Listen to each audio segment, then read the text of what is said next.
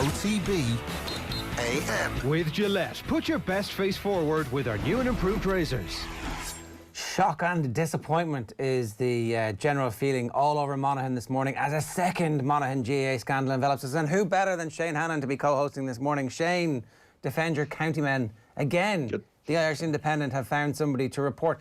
It's a leaky L county, I'll tell you that. That's the first thing I want to say. And the second thing I want to say is that the Monaghan Mount Rushmore, I had to look this up, is crumbling this morning. Tommy Bowe, Barry McGuigan, Brendan McAnaspey and Eugene Nudie Hughes. Somebody has put up shades over their eyes so that they don't have to look on their county men. And the disgrace they have brought to the entire country, Shane.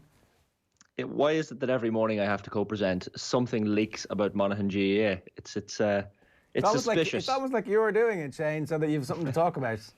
It's constant. It's constant. Like there's a little bit of shock and dismay in Monaghan, certainly in Monaghan sporting circles. This latest story, because it just means the story won't go away. And every county wants to sneak kind of steadily into the championship and into the league, but that's not going to happen with Monaghan or Dublin or Cork or Down.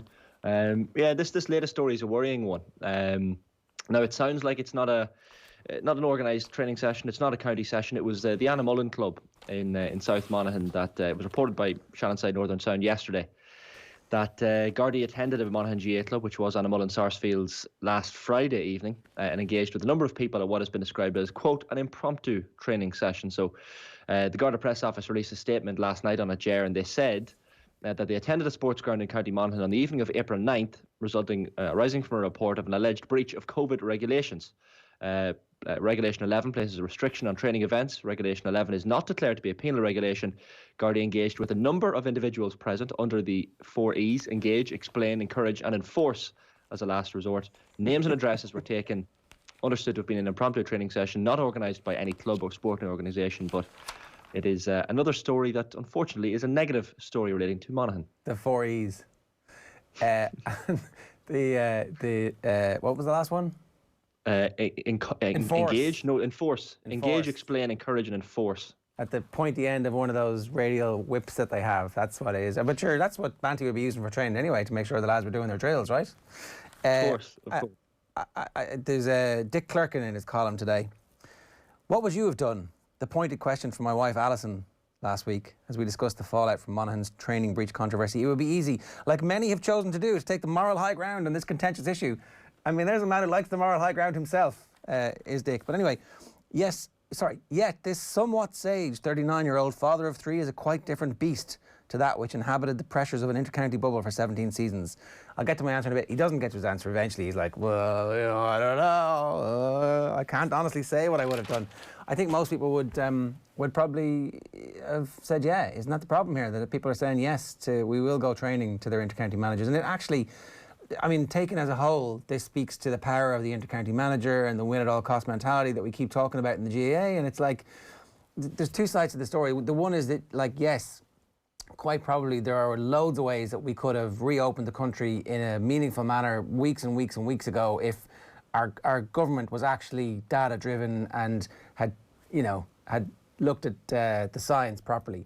But that's not the world that we live in. The other side of this is that some teams have tried to get an advantage. Anthony Daly had interesting comments where he was, he kind of didn't, and Bernard Flynn in the papers today is saying that, like, Desi, I'm sure, if he had his time again, would not do this because the Dubs didn't need to. They're by far the best team in the country. Other teams, I think there's less surprise about the fact that they are going back training. Yeah, like Anthony Daly's quotes were very interesting. He was talking to Sunday Sport North and he said about Dublin and Monaghan, surely there was a case to maybe drop them out of the National League altogether, make the punishment real for them. I was shocked. I actually thought for the first 2 hours that it was an April Fool's joke. He says, surprised at Desi Farrell, surprised at Banty, not quite as surprised. I'd have my ear to the ground down around here. There is no way the Clare team are meeting in pods of 8 and 9, anything like that. I'd have a fair clue the Galway players are not doing it, the Limerick players are not doing it. Just very, very disappointed when I heard it was true. He maybe has a point that maybe if the punishment from the outset was that the teams will be kicked out of the league, that this clearly would not have happened. Monaghan would not have been training, Dublin would not have been training, nor would Cork or Down. But like, it's an interesting one. And on Dick Clerkin's column as well, it's easy for retired players to say that. And look, I appreciate Dick has a column to write, but at the end of the day, if Dick was a player, as you said, which he was under Banty McEnany for Monaghan back in the mid-noughties, if you're told to show up at a certain place in a certain time as a player, you show up. Look, like Monaghan is a small county. I'm friendly with a lot of players on that Monaghan senior inter-county panel, and if you're told to go to a training session at a certain time by any manager at a senior inter-county level, either you show up and you keep your inter-county hopes and ambitions of playing for your county alive, or you don't show up and you're dropped from the panel. So where does the blame rest? The blame rests with management, whoever organises these training sessions. The players are just pawns in this, really, you'd have to say. Yeah, I do think that there's a significant difference as well between like full bore, everybody's out there in like flouting the rules nakedly, and small groups getting together. There's, there are degrees of this. I'm not saying either of these is right, but I definitely think that it doesn't really matter. The rules don't apply to us, was the spirit of what was going on in Monaghan, and at least the Dubs there was a little bit of subterfuge involved. But anyway, look, it turns out many of the papers this morning are reporting that the Dubs won't have a home league game in the Allianz League. They're not getting kicked out. I think that the sponsors would probably have been a little bit peeved if the glamour teams, and also then the difficulty was if you started kicking out one team who was caught training as the rest of the country wakes up to that, and the snakes in the grass reporting on other counties who would have been left in the league, and there would have been no league all of a sudden, so things would have gone a little bit pear-shaped. 087 918 180 is the number if you want to get in touch with us this morning. That's by WhatsApp. OTB AM is live in association with Gillette. Good morning. Start with Gillette, giving you the confidence to tackle the day ahead. Now, Neil Treacy is with us at 7:37 this morning here to run us through what's going on in the world of sport. Neil, good morning to you. How are you? I'm good, Ger. How are you? Good. What's going on? We'll start with a bit of reaction to last night's Premier League games. 4 league games in a row now without a win for Everton. Carlo Ancelotti's side have seen their Champions League's hopes fade further away after a frustrating scoreless draw away to Brighton last night in the Premier League. They're now 8th in the table. They're 7 points off 4th place West Ham, and captain Seamus Coleman says they remain determined to fight for some form of European football next season. I think that's where our disappointment has come from. We've been given opportunities this season by other results where we just needed to look after ourselves and we'd be in a good position, and that would be a disappointment. But saying that, we've got full belief in, and obviously, as you can imagine, the manager that we have, who's got massive experience and doesn't panic. So we've got something to play for between now and the end of the season. But yeah, there's no question we need to finish in the European places. If not, it's been a massive disappointment from myself as captain and from the rest of the team if that doesn't happen. Okay, we were talking about this before the show this morning, Neil, about like, oh look, that's probably them done, but actually it really isn't them done if they could just go on a bit of a run. So they have 30 games played and they are in 8th, and it looks like, oh well, okay, that's definitely it. West Ham are on 55 points with 31 games played, and Everton have 48 points, so that seems like a massive gap for them to close. But then they win the game in hand, it's only 4 points, and do we really expect West Ham and Leicester to win out from here? I don't think that's going to happen. Like, you would still say there's every possibility the top 4 at the end of the season is Man City, Man United, Chelsea and Liverpool. And in years to come, if we look back at that table and go, oh, that looks like a pretty boring season, you wouldn't be terribly surprised, would you? No, to be honest, my money would be on Liverpool sneaking into the top 4 at this stage. I think just 3 points back. I think they've got over their disastrous run, and I think with the way Leicester have been going at the moment, they're stumbling all over the place. West Ham have got themselves into a position where they now actually are in the top 4. They've got through their really, really tough run of fixtures. They actually have a relatively comfortable set of games coming before the end of the season. They do have one tough one, but all of a sudden now there actually probably is a bit of pressure on West Ham to perform that, they've been going on for the last couple of months where there's been no pressure on them whatsoever. Everything has been a bonus, and they've got through those difficult games, so the pressure is on for them. From Everton's point of view, the thing holding them back, I would say, is they actually do have a bit of a difficult run in. They still have to play Spurs. They've Man City on the final day as well. They've got Arsenal, and they also have West Ham to play as well, which obviously is going to have a huge say in things. Those fixtures actually sound quite good to me, to be honest, because by that stage you would expect Man City are resting, hopefully from Everton's perspective, that they'll be resting players for a Champions League final if that's the case, or they'll be devastated at the fact that they're not in the Champions League final, although there's probably a good break between them anyway. And the league is won. Arsenal I mean, yeah, give me them all day long. West Ham means you've got the opportunity to take points off somebody above you who will be in a defence. Do you know, that the fixture list at this time of the year throws up crazy results. Shane, who do you want to finish in the top 4? What's your ideal case scenario? If you were to clamber aboard an official OTB AM bandwagon for the last 6 games of the season, who have you got? Like West Ham. West Ham is the first pick, because like even on the back of the paper today, lovely little manoeuvre by Mark Noble, it seems, at the start of the season on the back of the Times, where the squad are in for a bonus windfall if they do qualify for the top 4, which was originally negotiated to qualify for the Europa League. The club refused, and then they said, okay, if we get Champions League, give us all a bonus. So 8.5 million of a bonus spread between 24 members of the first team squad. And as Neil mentioned, you look at their fixtures, West Ham. Take out the fact that they play Chelsea on Saturday week. It's Newcastle away, Burnley away, Everton at home, which is a game they could win, Brighton away, West Brom away, and Southampton at home. Like, that's a lovely run of fixtures for West Ham, and you wouldn't rule them out with the likes of Messi, Lingard, and I know Mikel Antonio is injured, Declan Rice is injured, so you'd be worried from that perspective. But look at those fixtures, and you're struggling to see where West Ham drop points. So I think it's City, it's Man United, it's West Ham in third potentially, with those run of results, and maybe Chelsea sneak back in. But did you say it's a squad of 24? A first team squad of 24. So the piece in the $355 grand.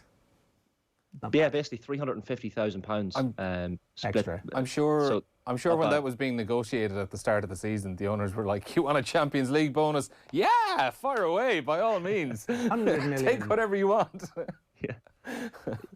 Yeah, it is a strange one, but to have that bonus as something to play for, you can't ignore that either. Players have a carrot at the end of a stick, and David Moyes is a genius. Pat Nevin was talking last night about David Moyes, and obviously he's quite close to him, and Pat said he completely underestimated Jesse Lingard and thought it was a terrible move by David Moyes to sign him, his good friend, and he's completely proved him wrong. So Moyes is a genius, and they could finish as high as third, I think. Well, look, we've been talking about who the potential manager of the year is, and at this stage, I mean, it's not really close, is it? What he has done from the start of the season to this point.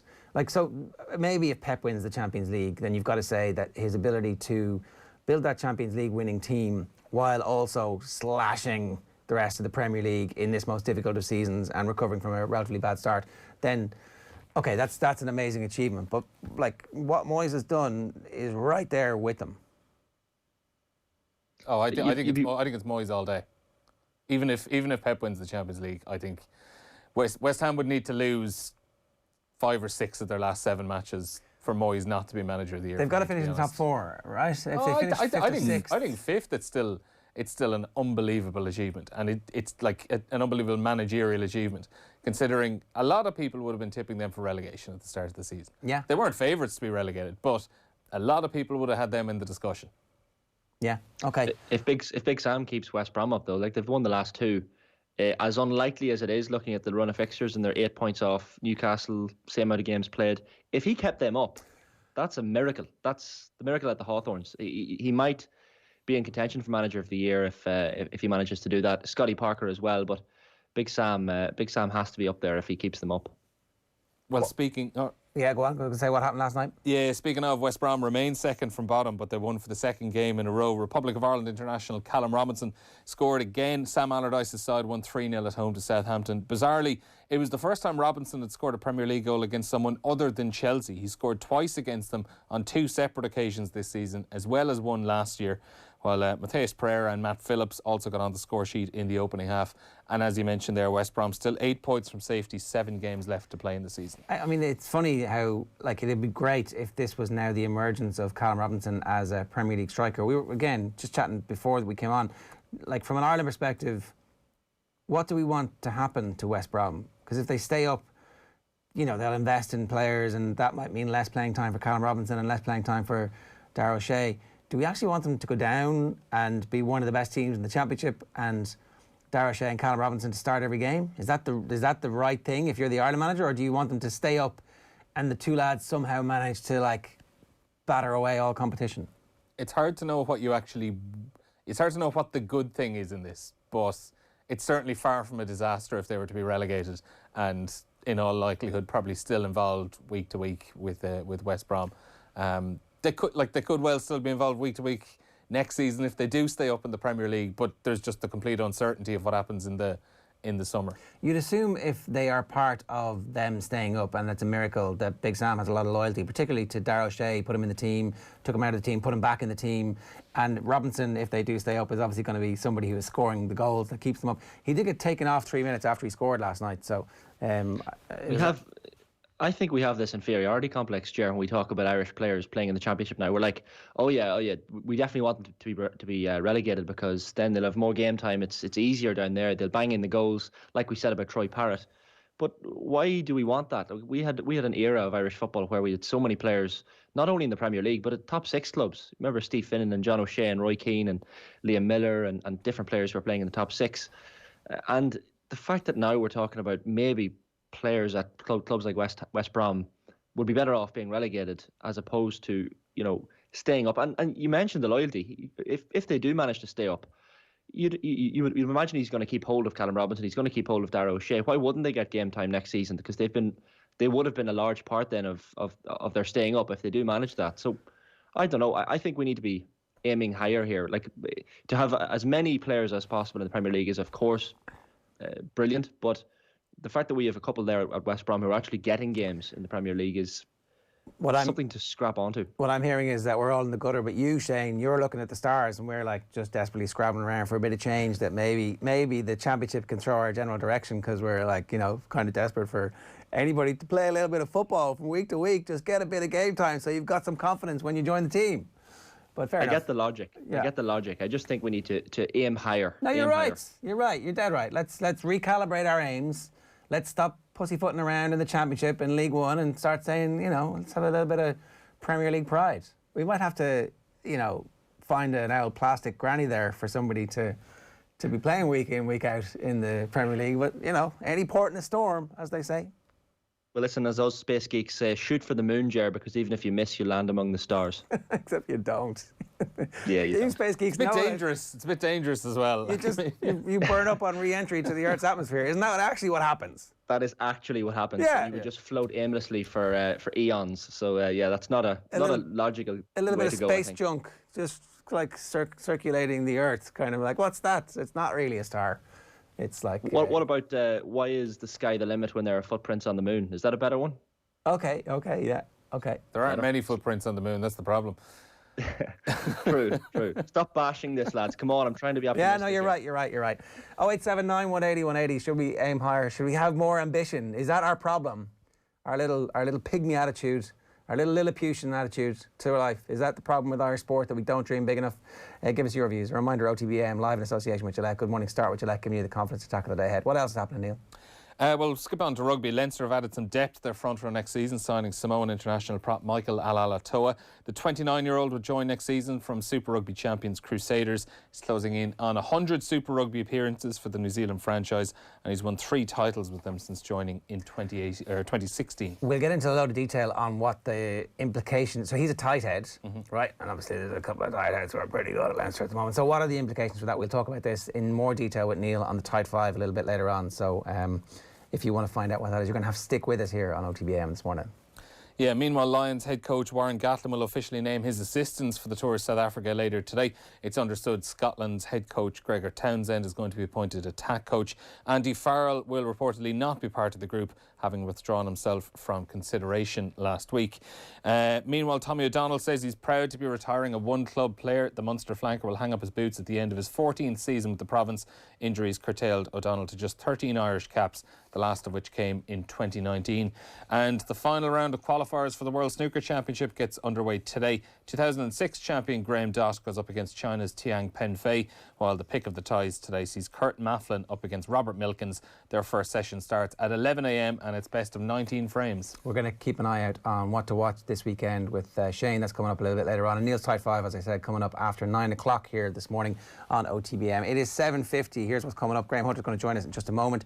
We've got the sports pages from about 8:10 this morning. 5 things to watch from the snooker at 8:30. Sports news again at 8:40. The Irish women's national team debrief on 2 disappointing friendlies where they were beaten 1-0 twice. Vera Pauw's team We'll get the details on that. Got the Type 5 with Neil at 9:05, and then Dave Briggs and Rory O'Connor coming your way at 9:30, giving their thoughts on Leinster's performances at the weekend. If you want to get in touch with us this morning, we'd love to hear from you. 087 180 180 is the WhatsApp number. Or, of course, you can always use the hashtag OTB AM. Time for us to turn our attention to European football, because the big games are coming thick and fast. Graham Hunter, good morning to you. How are you? That's grand. Thanks. I'll talk about the Classico in a moment, but the thought did strike me that last week, geez, what a disaster it's going to be when we have to watch these teams play against each other week in, week out in this new bloated European Super League. It's a real disaster for us football fans. That's a load of nonsense, an absolute load of nonsense. And if the game of football is being so explicitly driven by the mandarins in clubs, big clubs, who only think about their expenses and how it's hard to make the abacus tick over, then we're going down a bad track. And what's worse is that the format of this competition, I think, is glorious. It's been retouched, and I mean retouched rather than completely revamped, as you're talking about, over the years. And I'm older than you two, so as much as we venerate the European Cup, I say this time and again, if you grew up having to watch the European Cup, the number of matches right across the season where there was either a mismatch, the champions of Spain against the champions of Luxembourg, or there was fear and conservatism and outright defending. And the Champions League, in tandem with changes in sports science and changes in the ease of travel, has utterly changed how away football is played. For example, instead of it being at all costs, don't concede, and any kind of draw, but preferably a 0-0 will do, all that kind of stuff. You see teams, and you have throughout your sporting lifetimes, both of you and all your listeners, seen teams playing away from home in a difficult ground as if they were playing at home. That's, if there was a greater a numerical way to express it than 180-degree change, then I would.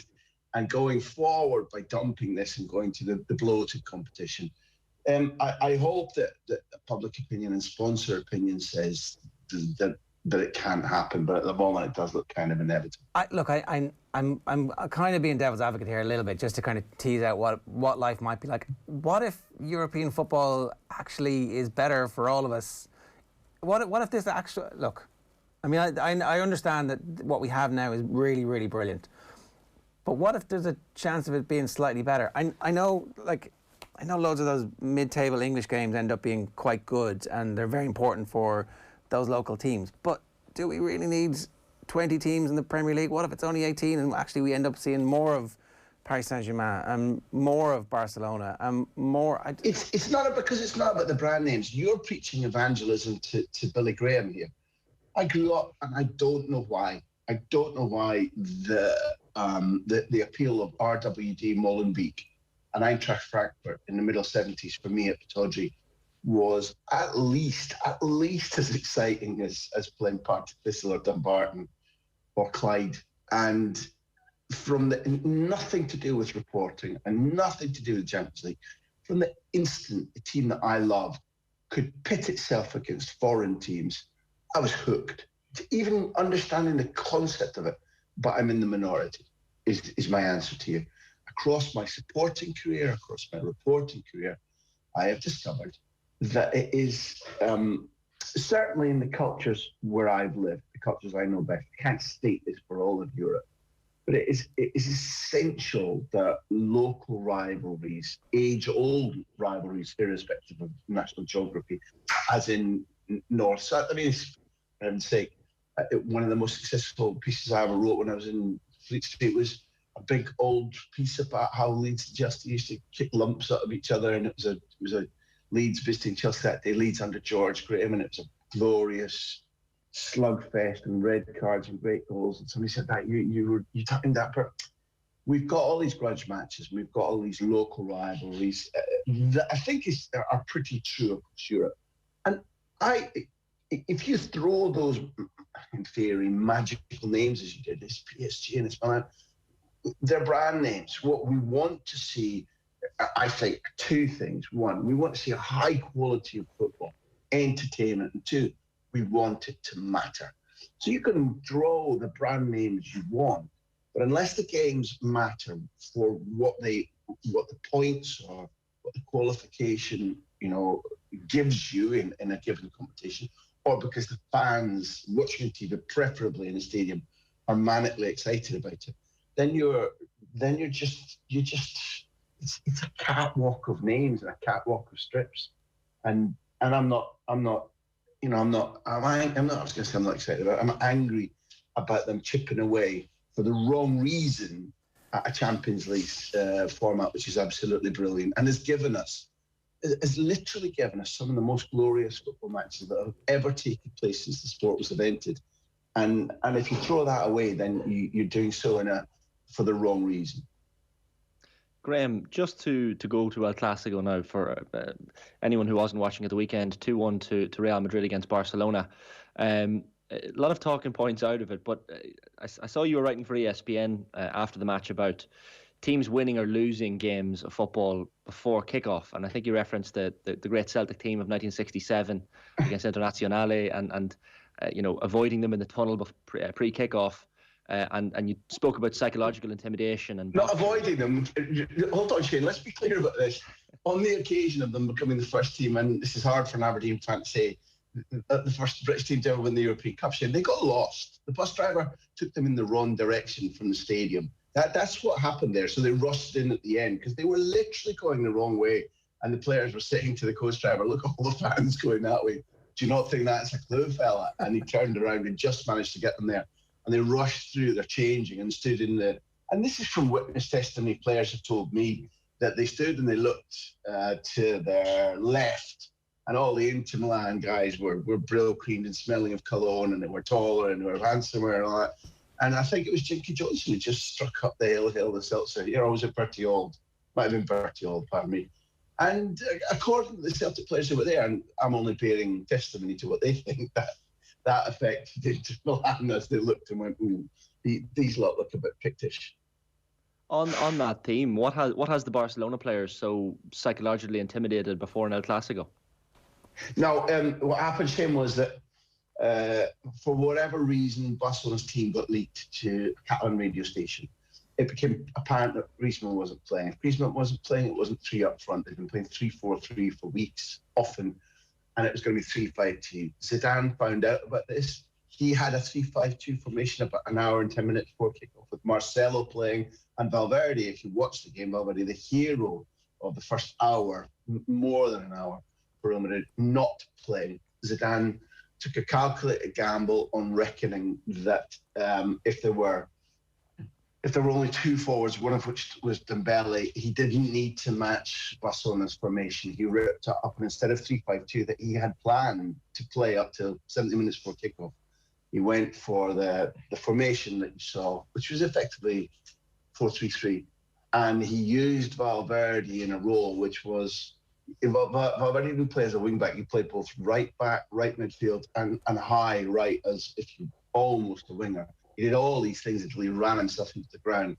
If you look at the impact that Valverde had in tying up with Lucas and giving superiority over Jordi Alba at left back, absolutely, it was defining reason for Real Madrid trampling all over Barcelona, and Barcelona for 45 minutes not having a clue, Koeman not having a clue what to do. And it turned the Classico, because as much as Real Madrid deserved a victory, and they did, in my opinion, it ultimately ended up only 2-1 with Real Madrid 10 men and Elisha Moriba crashing a ball off the bar in the last second. So in some terms, you can say that the game was tight, but for 45, 50 minutes, it wasn't. It was threatening to be a slapping from Real Madrid to Barcelona.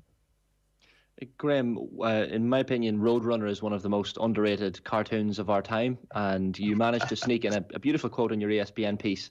If this had been, you're talking about the Toni Kroos free kick, of course, and the absolutely abysmal wall that Barcelona constructed, but you said if this had been a Roadrunner and Wile E. Coyote cartoon, there would have been a big Acme sign pointing to where the danger lay, saying, "Shoot here." Now, we've had a lot of advances in free kicks over the last few years, and players lying down in the ground. Honestly, man, I need to pay you a fee.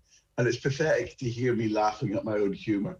But you've made me laugh by telling me what I wrote the other day. That's very funny. It was a great quote, though. I think that's how you write match reports. There you go.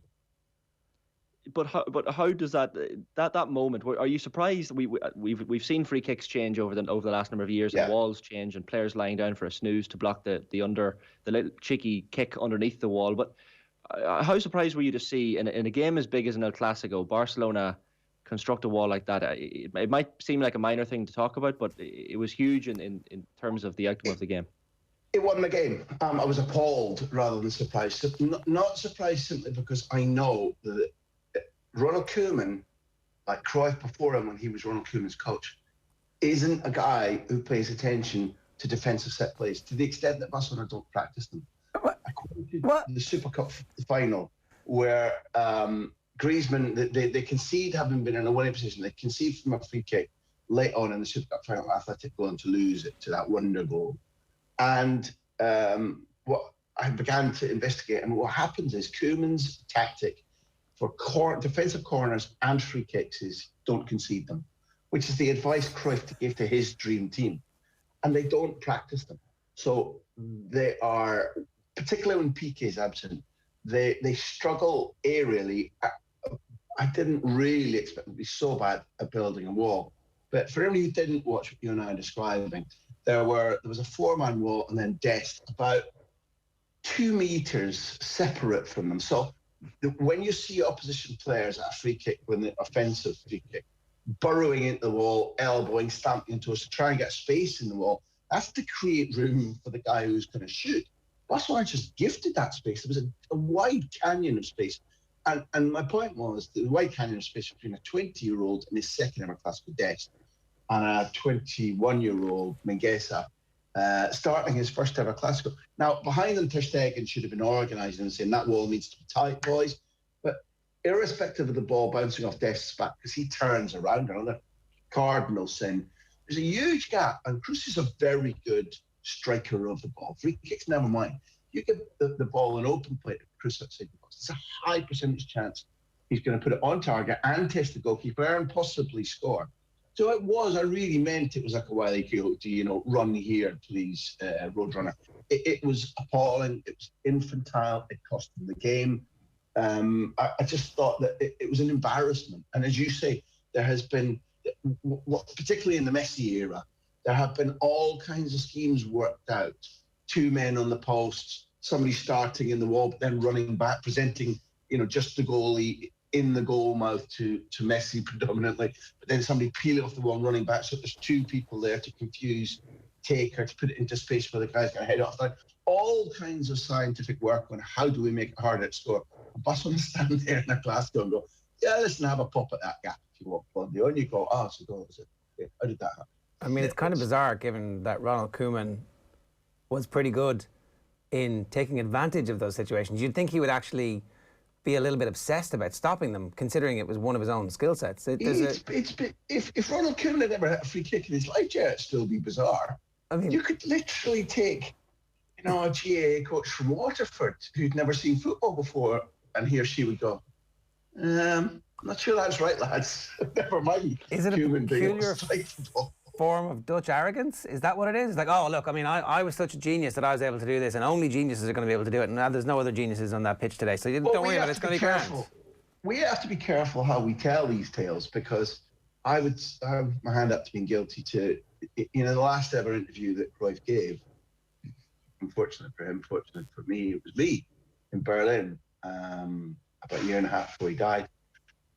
And no, less time than that. And I repeated the anecdote that the Dream Team have made famous, that when they said, boss, we're losing a lot of goals to corners, he just said, well, stop conceding corners then. Now, when you're Cruyff and you win the European Cup the first time for Barcelona, and you win back-to-back titles for Barca, and you become known as the Dream Team, that anecdote retrospectively seems piquant, seems funny, seems, only Cruyff. And now, having lost a Classico, having lost a head-to-head record, potentially having lost the title, it's not over by any means, but it's been a serious blow, and victory would have been a massive fillip for Barcelona. It seems inept. It does seem childish. So all of us who report, who tell stories, I'm looking at me too. We have to be careful about how we use anecdotes to decorate somebody's so-called genius, because it's fine for Cruyff because he got away with it. Less so for Koeman. The winners write history. Look, we had David Myler on yesterday, and he gave a beautiful, brilliant. You know, we were talking about, you know, are you hopeful? Because he's a Liverpool fan, like, and he wears it on his sleeve. Are you hopeful again? Yeah, absolutely, I'm hopeful. What's the point in being a football fan if you're not hopeful that your team are going to be able to come back against Real Madrid? We've seen it happen before, and it was like, yeah, exactly. You're the whole point about being a sports fan is that sometimes you switch off your analytical brain and you just relax into the emotion of it, and you see where that carries you, and it can take you some amazing places. And that's why we fell in love with sport as kids. And yes, well, to puncture that and bring the analysis to it, it seems to me that we're seeing some kind of tactical crowning of Zidane.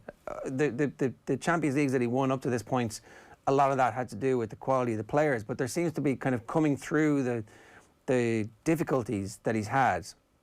And it's been a difficult season, knocked out famously by a team of no marks in the Copa del Rey, to the point where he's made a lot of decisions recently that look like somebody who is coming to some kind of level of excellence, of a next evolution maybe of his ability to read games and judge the opposition in the same way that he was able to do as a player. Is that fair? It's interesting, at least. I wouldn't outright dispute it, but I saw a lot of the phrases, the ideology that you just put forward coming out after the first leg of the Liverpool game. And I disputed them because people said, look at Zidane's tactics. He's beaten Liverpool 3-1. Look at how it happened. And my understanding of it was that Liverpool abandoned everything that's made them special over the Klopp era. You know, you play Liverpool when they're anywhere near average, their own average, never mind best. And they live in your throat. You know, they're on you. They don't let you breathe or think. I don't mean in terms of violence. It's just in terms of putting you under so much pressure decision-wise. Often you give the ball away. They take turnovers and use them brilliantly. And at the moment, now whether, I think I told you last week, I was speaking to Kevin De Bruyne, it was last week, and he said, don't worry, I asked him about the nick of all the players generally, not just City, elite players. He said, don't worry about us physically. We're fine, we're athletes. Mentally, it's costing all of us. And that's what it looked like last week, to my understanding. Madrid did the same as they've been capable of doing against any team who gives them space. And the way in which Liverpool allowed Toni Kroos to quarterback the match, particularly early on, there was a rejig at halftime, and they showed that they know where Toni Kroos' Achilles heel is. When Wijnaldum dropped into an area about 6 meters from Kroos, received the ball and looked at the German and thought, he's not running with me, off I go. And he scampered past Casemiro because Casemiro was exposed, and Jota beat Militao, and it was a goal. So they knew Kroos' weaknesses. So I can only presume they knew his strengths, and they just. But you know, in the first one, Kroos was on the right, and I guess it was Jota and whoever, and the second way, Jota and Wijnaldum.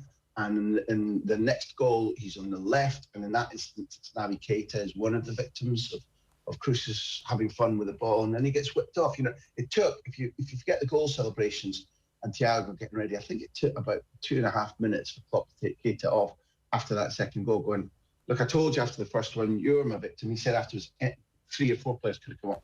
Keita, I told you closing down, didn't, you're off on Thiago and in the referee's ear in German. They did last week's game constitute a massive change in appreciation for anybody who watches Zidane's football week in, week out.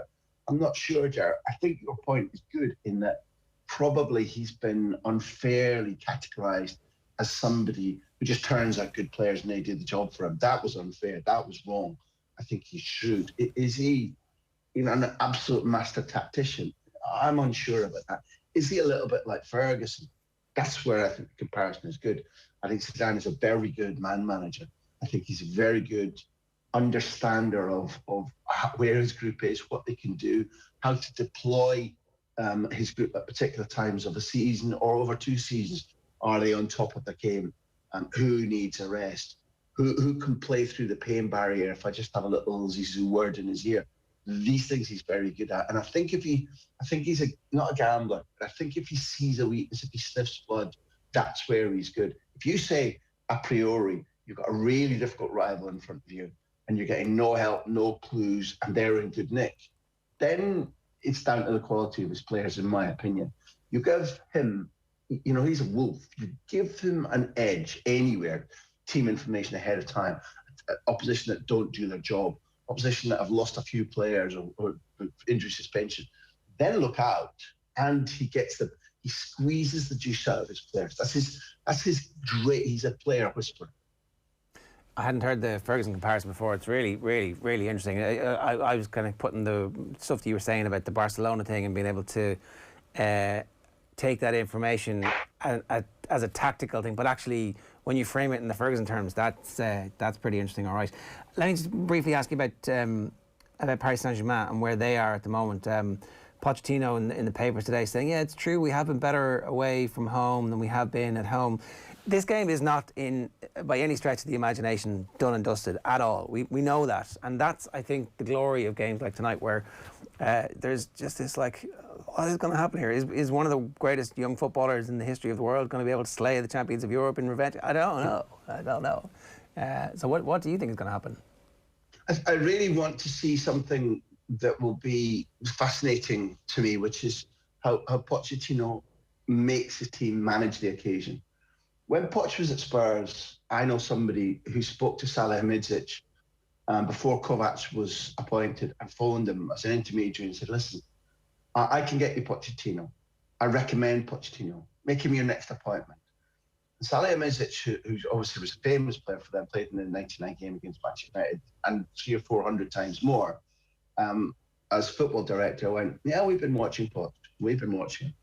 What we don't like about him is in the midst of a game where we think we see changes that are important, Pochettino will often take 15 or 20 minutes to make that change. He's either slow, doesn't read it well, or he's worried about making big changes. That was what Bayern thought about Pochettino in about the season that he took them to the Champions League final at the Metropolitano, but clearly in the pre-season when they were thinking about making an appointment, Kovac was the guy who ultimately got the job. Now, I think that transfers forward to this game because in the first match, it was playground football. And it happened to be that Bayern made more mistakes in front of goal. Paris Saint-Germain were better in front of goal. And you'd imagine that if they play playground football again in this tie, in this part of the tie, as they did last time, even with Lewandowski out, you'd imagine Bayern take more of the chances. And therefore, the away goal thing probably gets ruled out. And there is a threat. Everybody understands that Bayern have a more developed winner's mentality for a variety of reasons than PSG yet have. So this is where Poch's experience needs to come in. And I don't know yet. I suspect Marquinhos is out. And again, that's a massive problem for them. So it's about management of the occasion, management of the opponent, and managing how you deploy your forces against them. In my personal opinion, I tipped before the tie, I tipped my sponsors, Paris Saint-Germain to go through and Mbappe to finish his tournament top scorer, irrespective of Haaland having had a 4-goal gap on him. Now, that hasn't come true yet, but I stick to my prediction that I think Paris Saint-Germain probably narrowly win again tonight and go through. That's my opinion. But are they vulnerable to a power play by Bayern Munich? And would they possibly be going out if Lewandowski was fit? Yeah, that's true. To me, it smacks of being an absolutely unmissable tie with a little bit of bad blood thrown in, which is why this competition is great and why, just back to the beginning of your point, it shouldn't change. And we're running out of time, but next time I'm on, I want to know from both of you and your listeners, why is it in Ireland everybody calls the multiple of a euro? So the plural of euro is euro, 13,000 euro, only in Ireland, and I want to know why. That's my terms. What does everybody else do? What does everybody else say? Euros, Jerry, euros. It's the plural, euros. Ah, but we speak European. That's what it's like. I want a better explanation. Do your homework. Be ready next time I'm on. All right, okay. You all say euros, do you? You weirdos. What do you mean? Have you never been outside Dublin? Of course, we all say euros. All right. And don't say weirdos. You should say weirdo, plural. Weirdo. You all big weirdo, you. Ye. Thank you. Graham, great stuff. Thanks a million. Cheers. See you, lads. That's Graham Hunter posing all the existential questions that we just need an answer for this morning. If you've got an answer for that, you can drop it in the YouTube comments, or of course you can WhatsApp us. 0879 180 180 is the number. It's 15 minutes past 8 this morning. A reminder, of course, that OTB AM is live in association with Gillette. Good morning. Start with Gillette, giving you the confidence to tackle the day ahead. Packed show still to come. We're going to hear from Kathleen McNamee about the Irish women's national team before 9 o'clock. There's the Type 5 a little bit later on. We're going to talk the Snooker World Championships, and up next we've got the sports pages. OTB AM. This is OTB Sports Radio. The Saturday panel on OTB. Every year I used to make up my own fences in the garden, and to be honest, I felt like a bit of a weirdo at times. I used to be going around there on my own. I remember putting my brothers in underneath a fence and pretending he was the cameraman, and I'd be jumping out over him with my pony. And a lot of my childhood, would have revolved around what I thought the Grand National was. Don't miss the panel every Saturday afternoon on OTB Sports Radio. Tune in 24/7 on the OTB Sports app.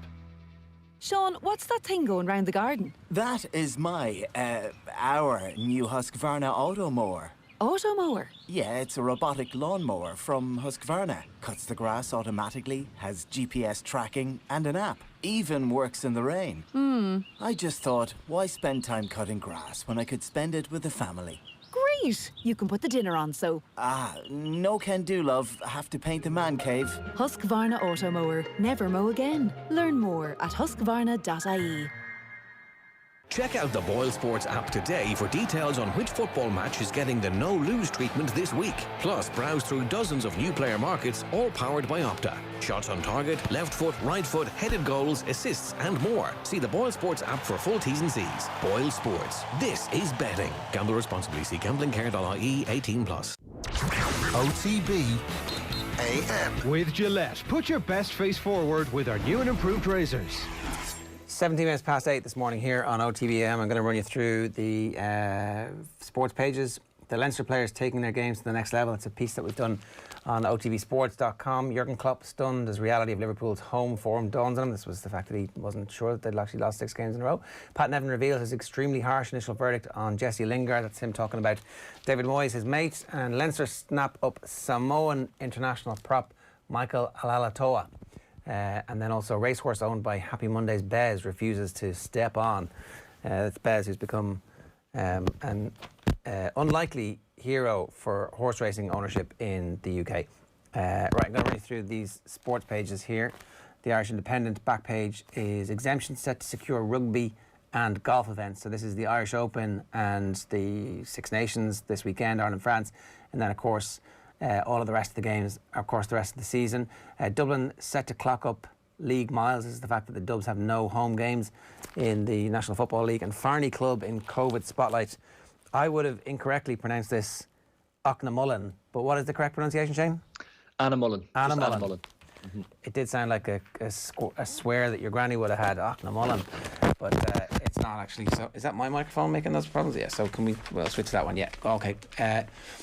So no GAA plan to trial fan return, but FAI may follow Leinster lead. This is the news that's come through, that Leinster are going to try rapid testing to get some people back to a game at the RDS. The FAI have said that they're going to keep a close eye on that. I think in fairness, the GAA haven't said that they're not going to do the same thing. They said that they're going to keep a very close eye on it, and that they might be interested in doing the same thing later on in the summer. There's a piece there that Sean Moran has had a conversation with Peter McKenna, and look, that is always a very progressive part of the organisation, so I'm sure they'll be keeping a very close eye on that. And Peter McKenna's talking about keeping a close eye on what's going on in England, but makes the point very interestingly that in America, when they were opening up, that people didn't want to come back, that there was still a reticence to congregate in big crowds. Now that might have been pre-vaccine, so it'll be interesting to see exactly what happens when more people do get vaccines. But again, there's been a slowdown in the number of vaccines that everybody's getting. Really interesting stuff across all the papers today as well from Bernard Flynn. Flynn believes Farrell will regret Dublin's lockdown training session, and he makes the point that can you imagine if they hadn't won the All-Ireland last year, how much pressure Desi would be under if they had done that. I do think the All-Ireland for Desi was massive. I don't think people realise the pressure that was on him was massive, and once he won, that was immense for him. If he lost last year and this happened, then I think it's a completely different scenario. He's a good lad, put his life into working underage for Dublin and deserved his All-Ireland, but I would say down deep, the bit I know, I would say Desi, if he had his time again above all the managers, he would not be caught in that position. Above all the managers, I think is kind of the the bit there that everybody's like, I think we probably know what he's talking about, to be honest. Kane's act of Hod. This is, that's the headline. It's Glenn Hoddle saying, I won't blame Harry if he leaves the club like I did. Please, Harry, please leave the club just like I did, so that I won't be the only Spurs legend who turned my back on Spurs to go and play. Glenn Hoddle obviously went to Monaco and had a good time. And VAR gets big slam, but it doesn't really matter because they won 3-0. And then this one you wanted to talk about this morning. This is Silly Season. Silly Season. Silly Season. Son. Hyun-Min Son. Jose Mourinho's spat with Ole Gunnar Solskjaer took a new twist. A big twist, this one. When it came to light, Hyun-Min Son used to fake injury in order to stop his dad scolding him. Ding, ding, ding, ding, ding, ding, ding. This is bingo, Shane. I love this. Like, as soon as I heard Solskjaer and Mourinho talk after the match, I thought, what a great episode of the Dadcast this would be, because you could get Solskjaer and Mourinho both on and discuss when you feed your children, when you don't feed your children. What is diving a good enough reason to not feed your children? Some would argue it's not, but these quotes, they're obviously from an old documentary. The quotes from Hyun-Min Son's brother in the back of the Star, but some of them are fantastic. He said, "I'm more like our father, so I had more attitude and would get punished for it. But Hyun-Min was cheekier. He acted like he's hurt before Dad punished him. He would roll on the ground before Dad hit him, so I got scolded a lot more." This is like an older brother ratting on a younger brother. In some ways, it's his rich celebrity younger brother. It's in a documentary. Now, I presume this documentary is made with Hyun-Min Son's permission, and I'd say this is kind of, they're all laughing and it's a bit of fun and it's a joke, but when you put it down in cold black and white on the back of the paper, it's a kind of funny. There's an older brother, younger brother dynamic here. Like, I'm an older brother. I have a younger brother, but you are supposed to protect your younger brother in some ways, but you're also supposed to give them a hard time. And to be fair, he's giving his younger brother a hard time here. Why wouldn't he? You're supposed to. It's character building, I think. So he's throwing his brother under the proverbial bus here. Now, as it's obviously not quoted since the game at the weekend, but still interesting. He says, Dad couldn't spank us on the bottom because he wouldn't wait for us to bend over. We would have 10 to 20-ish balls on the ground at training, kicked them towards us as if he was shooting. So quite a strict upbringing, I think Hyun-Min Son had, by the sound of things, certainly by the letter of his brother. So just a really fascinating and a nice photograph of the father and the two sons at the back of the Star there as well. Hyun-Min Son has not aged a day either. So just a really interesting story. But Jose Mourinho, as you said yesterday, deflecting attention from the fact that his side were 3-1 losers at the weekend, and that Harry Kane wants away from the club. So you obviously revealed your sporting prowess when we did the triathlon, and you were essentially not far off being an Olympic quality runner. And just recently, very strong long form statistical evidence has emerged that younger brothers tend to be better sportsmen than their older brothers. Younger siblings rather tend to be better than their older siblings. I presume the little brother's a superstar, is he? He's a bit of a superstar. He was a goalkeeper growing up in both soccer and Gaelic, and a talented athlete in his own right. But the day he beats my 5 kilometre time, Ger, I'll buy that man a year's supply of Guinness, because it's not going to happen. It ain't going to happen. They say that the younger brother is more talented athletically and more gifted, but in this instance, I think it's the other way around. He's probably listening at the moment and cursing me for saying this, but no, I'm not having it. You can't lose to your younger brother. Well, you've just thrown down, and the way you lads drink in your 20s, that's an expensive old bet you've made there, Shane. Well, listen, we've talked about doing, all these white-collar charity boxing fights that happen every now and again. We've discussed, the possibility when things get back to normal, if we're raising money for our local club, the two of us could try and get into the ring together and see. But that's a lot more pressure on an older brother than Shane, that's brother. A genius idea. Brothers fighting. That's the type of thing that you'd have 1 million YouTube subscribers in 15 minutes for. You'd have 100 million in about 3 weeks. Don't be giving this away for a local charity. We're going to pay-per-view this. The pressure is on me, though, because the older brother can't lose. If he loses his dignity and respect, as well as as well as the actual fight. So there's more on the line for me, I think. Eddie Hearn is on the phone there going, yeah, we've got a deal, Shane. 25 minutes past 8 this morning. Here's the back page of the Mirror for you. Fly and mighty. This is, again, fairly tenuous. Raheem Sterling reckons Manchester City can fly in the Champions League if they can overcome their quarter-final stage fright. What else was he going to say? Away blue days for Des Dublin. This is the story that the Dublin footballers are going to have 3 away games, essentially 3 games out of Croker. But then don't worry, they'll be in Croker for all the games in the Championship. It's like, I mean, you know, it's like, it's only pointing out how ridiculous it is that they play every game at home in the Championship. The Irish Daily Mail, green light. Athletes can fly into Dublin and skip quarantine. And then Flynn, counties are still breaking the training ban. Bernard Flynn was shocked that more counties outside of Cork, Dublin, Down and Monaghan have not been caught. I think the others are very lucky they haven't been caught. I know there's more than that doing it, and they're still doing it. I'm shocked only 4 have been caught at this stage in the amount that are actually doing it. The West Ham's 8.5 million bonus, you were talking about this a little bit earlier on, we worked it out, it's about 350 grand each. Nice. If they actually can qualify for the Champions League. It turns out those types of incentives actually work. And then, of course, back page of The Guardian is Premiership eyes midweek rugby with fans in May. So the reopening of England in particular will see fans at sports events, and it could be an interesting summer if everybody manages to, if they keep going at the rate that they're going at. Back page of the Herald for you this morning. Dublin on the road for the league. This is Colm Key's story. 3 away fixtures for the footballers. They start with Roscommon and Galway. And so first one is Dr. Hyde Park on Sunday the 16th of May. Kerry and Galway will meet in the first Division 1 South game of the weekend in Tralee on Saturday, May the 15th, and that'll be followed by Fergal Logan and Brian Dewar's first game in charge of Tyrone as joint managers when they meet Donegal. So, I mean, I think we're all very much looking forward to those games.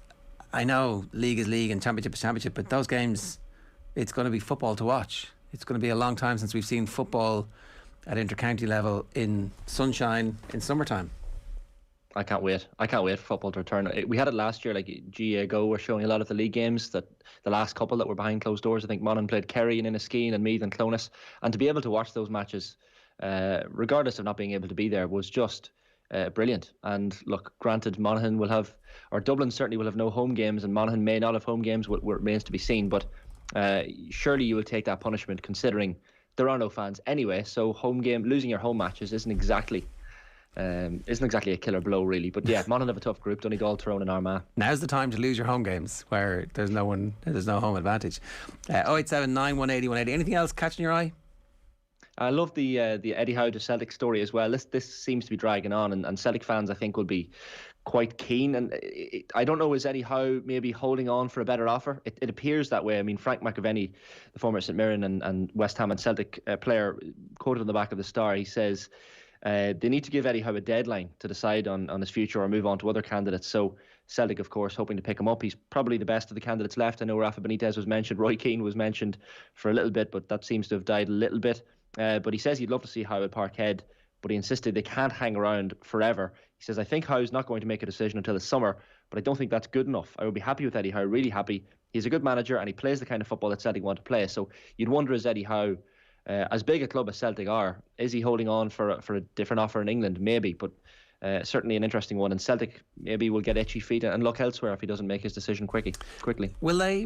Are they not the type who are like absolutely in this situation where he is the best man for the job, and so therefore they need to wait and they need to see what other opportunities he gets? And actually they have a caretaker manager at the moment, so what's the rush?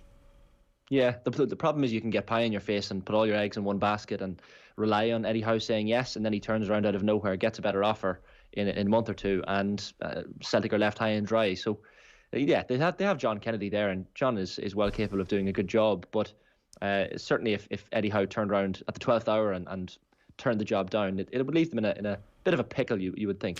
Yeah, I presume the scenario plan for that, and Steve Clarke's name is sitting there somewhere going, maybe after the Euros we'll see what happens. Anyway, 29 minutes past 8 rather.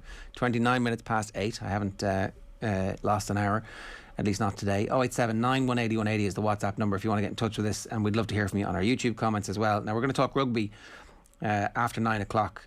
Neil Treacy is going to bring us this week's Type 5, and we'll have the very best of Monday Night Rugby with Niamh Briggs and Rory O'Connor. Here's Niamh Briggs talking about Ronan O'Gara's La Rochelle. Yeah, I think I thought they were excellent the last two times I watched them in, the two knockout games, obviously Gloucester the previous week and last weekend. I think, everybody was on about Levani Bhatia after the Gloucester game, and I thought he was very quiet the weekend. And yet, the likes of Raymond Ruled and Dusan, come up with these brilliant plays and great finishes or Doolan, and you think, oh God, like they seem to have power and pace around, but it's that back row for me that sets the stall for them. Like right. Victor Vilos, Aldred and Gordon, I thought they were excellent, but I still think this is probably at their level in terms of how far they go. I think there's question marks over their goal kicking. West seems to miss quite a few. He's not as consistent as say Ross Byrne or Johnny Sexton, and they're always going to leave points behind them, I think. And so from that aspect, I think that's definitely be a worry for them.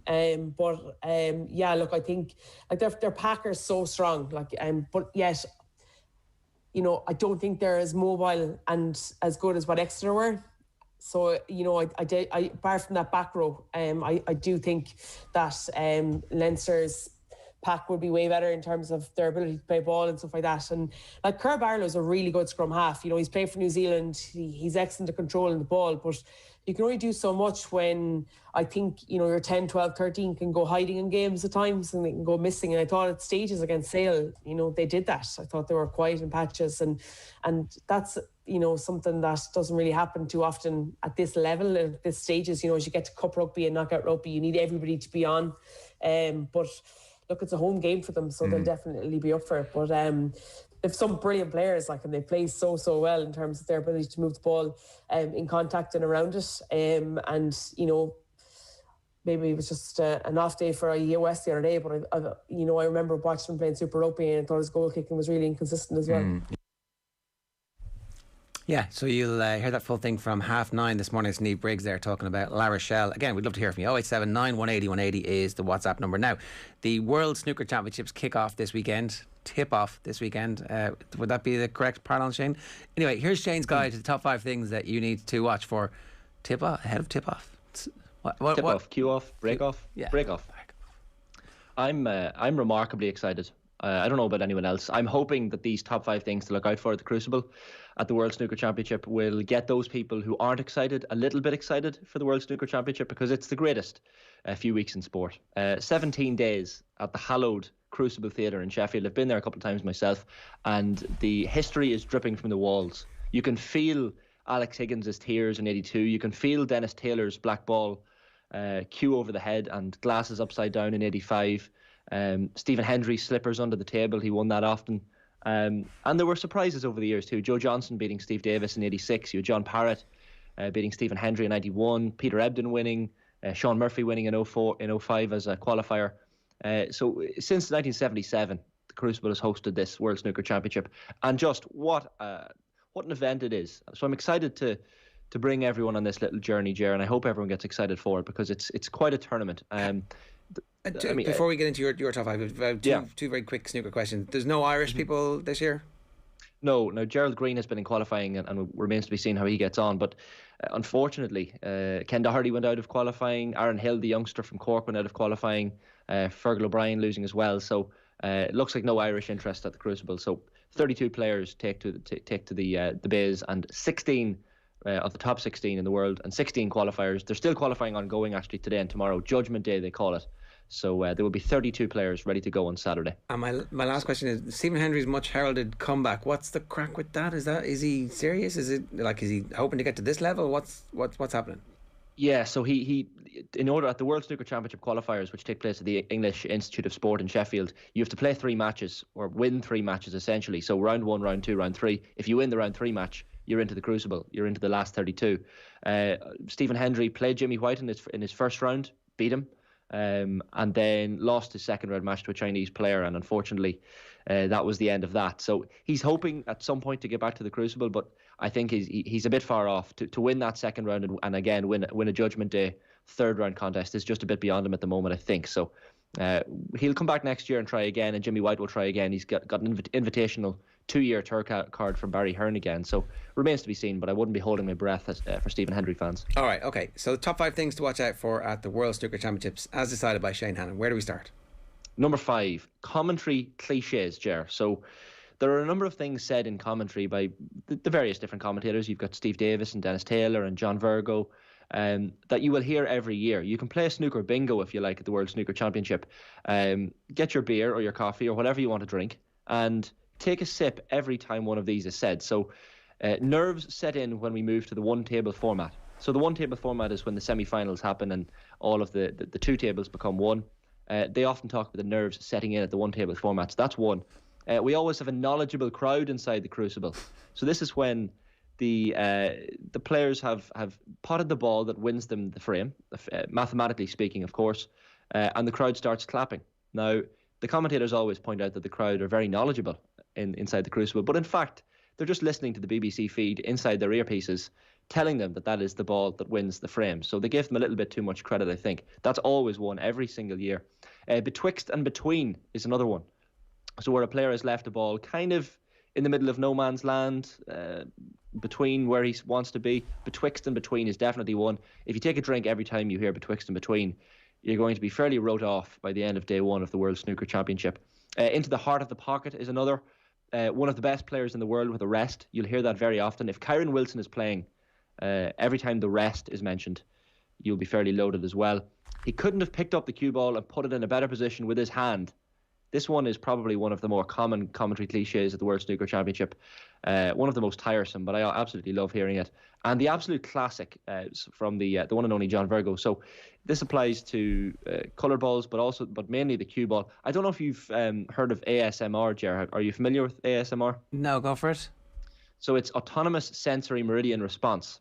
So it's a tingling sensation that typically begins on the scalp, moves down the back of the neck and upper spine. It's kind of an area on YouTube, a little creepy area on YouTube. So it can involve people whispering or people in a microphone playing noises like maybe unwrapping a chocolate bar or something. But snooker, the sound of snooker is one of the best ASMR mediums out there. So if you're struggling to sleep at night, throw on a little bit of snooker. Throw on the voice of John Virgo and listen for the next 30 seconds, Ger. If you want to, at home, close your eyes and listen to this as well. John Virgo with his absolute classic commentary cliche. Where's the cue ball going? Oh, so close to the black. Ooh, where's the yellow ball going? Ooh. Reds, he's going to hit into a flat, so got to hit them right. Where's the red going? Where's the red ball going? Well, we say... Where's the cue ball going? Well, it didn't matter. Is Soporific Snooker Sounds a YouTube channel all on its own? I hope so. But it has to be. It's just one of the more beautiful sounds in sport, I think. Like, the ball hitting the back of the net in football really cleanly or smacking off the crossbar. They're all beautiful sounds. Maybe the sound of Wimbledon as well, the ball's hitting off the racket. But those noises at the Crucible, the ball's hitting off one another. John Virgo on commentary with his beautiful, crisp English voice, and the ball's hitting the back of the pocket. The little tiny ripple of applause from the crowd, the very polite ripple of applause, and the gasps from the audience as well. Probably the most beautiful sound in sport. So where's the cue ball going? Definitely the most famous commentary cliche, but that's number 5 on my list. Okay, number 4, Ronnie O'Sullivan. Yeah, so aiming for history this year, really. He, of course, won his 6th world title last year in really, really impressive fashion. That day, in fact, the semi-finals last year when he beat Mark Selby in the deciding frame, and in the other semi-final, Anthony McGill beat Karen Wilson in the deciding frame, was the greatest day of snooker I have ever experienced in my life. And Ronnie O'Sullivan is really aiming for history this year. So he's trailing Stephen Hendry in terms of world titles won. Hendry has 7.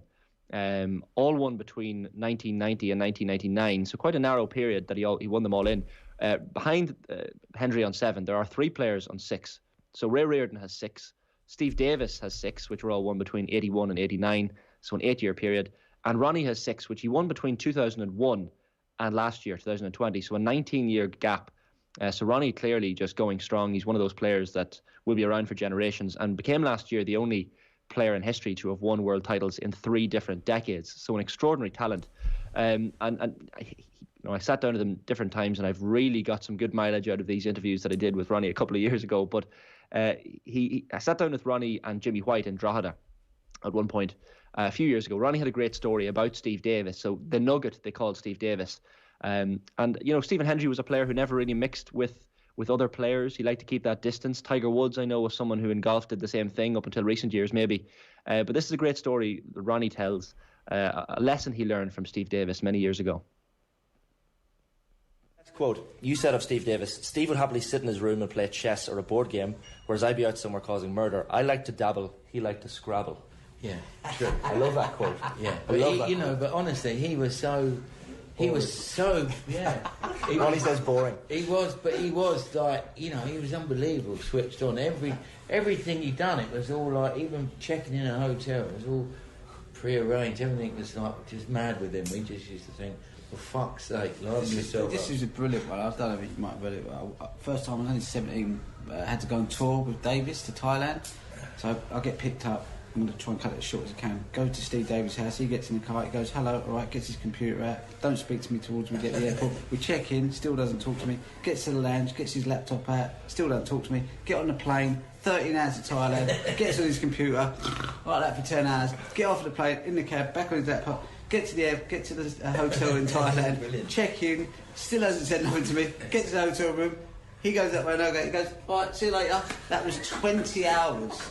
Wow. I said he must be so comfortable in his own skin, he doesn't feel the need to actually make small conversation. And since that day, I've loved him ever more. He total blanked me for 20 hours. A young 17-year-old in awe of the Nugget, and he's gone, have some of that. That was one of the best lessons I've ever had in life. So I want to thank you, the Nugget, for teaching me how to be comfortable in your own skin. It didn't work though. Is that not the whole thing about Ronnie? Is that he's not comfortable in his own skin and has at various stages not been comfortable in his own skin, and that's why we're all so interested in watching him and whether or not he is going to fulfil the potential that he had. And ultimately, he has fulfilled the potential. That's why the story is so amazing. Yeah, he's kind of become more comfortable in his own skin, I think, as he's got older. Like he's got to a period in his life now where he doesn't really drink much. He's off the drugs. He's in fact taken up a different addiction, which is running, and is obsessed with running. If you follow him on Strava, he's just constantly out and about, and really into diet nutrition. He's just set up a shop where he's selling some of his memorabilia online as well. So he's got a few different business interests, and someone who's kind of focused more. He enjoys snooker more, I think, and that's why he won the World Snooker Championship last year. He's certainly more comfortable in his skin now than he used to be. So that's definitely something we need to watch out for. I did mention, I need to apologise to Mark Allen, because of course there is Irish interest in the World Snooker Championship. Mark Allen, the Antrim man, will be in action, and you wouldn't rule out Mark Allen doing a bit of a run at the World Snooker Championship this year, because he's always thereabouts. He's a former Masters champion, so Mark Allen's certainly one to watch out for. But yeah, number 4 on my list, Ronnie O'Sullivan and his bid to make history, Ger. Mark Allen living in Dublin, I think, is he? With Sean Murphy's living in Dublin. Sean Murphy, I'm not sure if Mark, Sean Murphy. Yeah, Sean Murphy's living in Dublin. But I'm mistaking. We can count Sean Murphy as Irish maybe as well, I'm sure. Okay, we'll take him. Number 3 is the Thunder from Down Under. Yes, Neil Robertson. What an extraordinary talent. Now, Neil Robertson won the World Championship back in 2010, and everyone kind of thought from that point on, well, he's going to win loads more. He's so talented, he can't not win loads more. Left-handed player.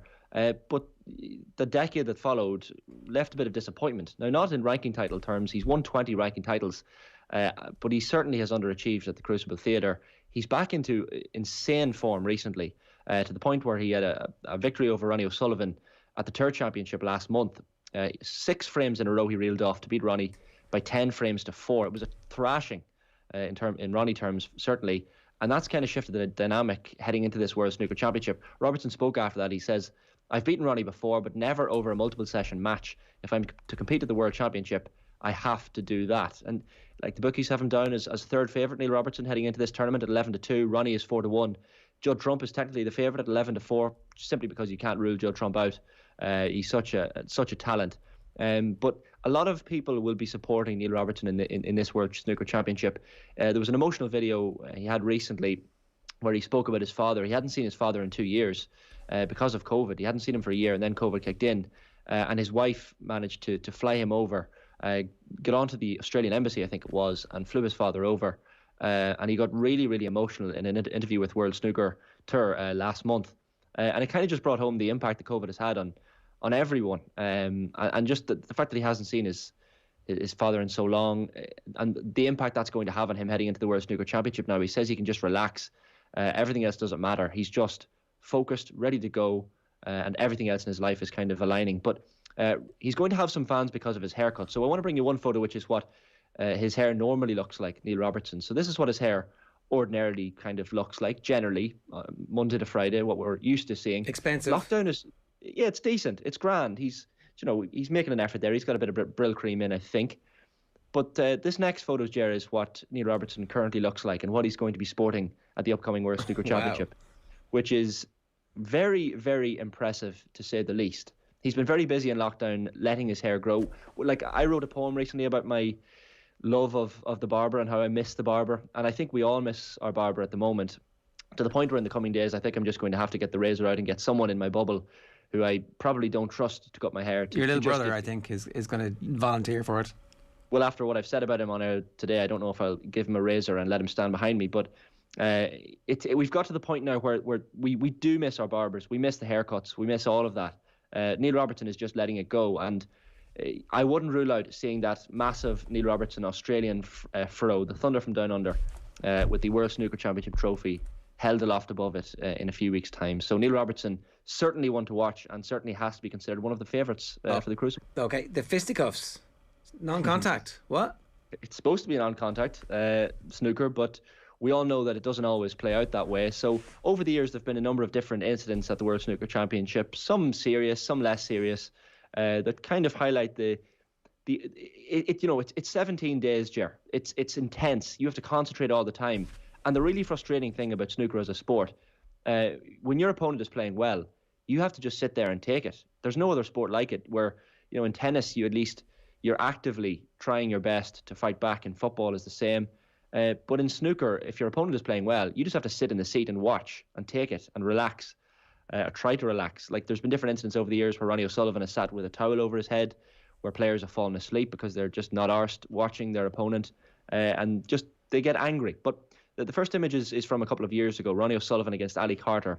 And this was a barge incident where it's quite tight in the Crucible Theatre. It's a small venue, 980 fans. When the two-table setup is there for the earlier rounds before the semi-finals, you have to walk past each player. Ronnie was absolutely not letting Ali Carter past without standing his ground and keeping his space.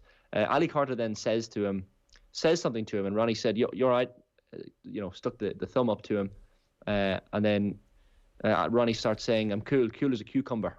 And it was just awkward. One of these really awkward moments where the crowd are just cringing at this kind of face-off between the two players. Who won? There's been no love lost between them. Who won?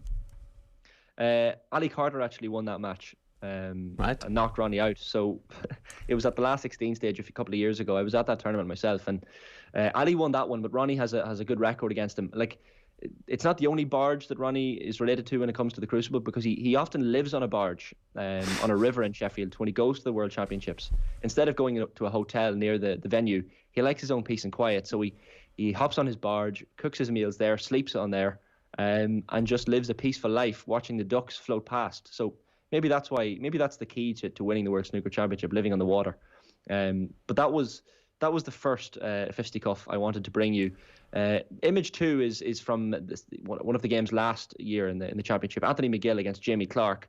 Jamie Clark on the right hand side there, the Welsh player, and Anthony McGill is the player on the left with the red hair, and Jan Verhaas, the referee, the Dutch referee. And Anthony McGill came over to Jamie Clark and said, "You've been standing in my eye line." So there's a snooker etiquette, there's protocol.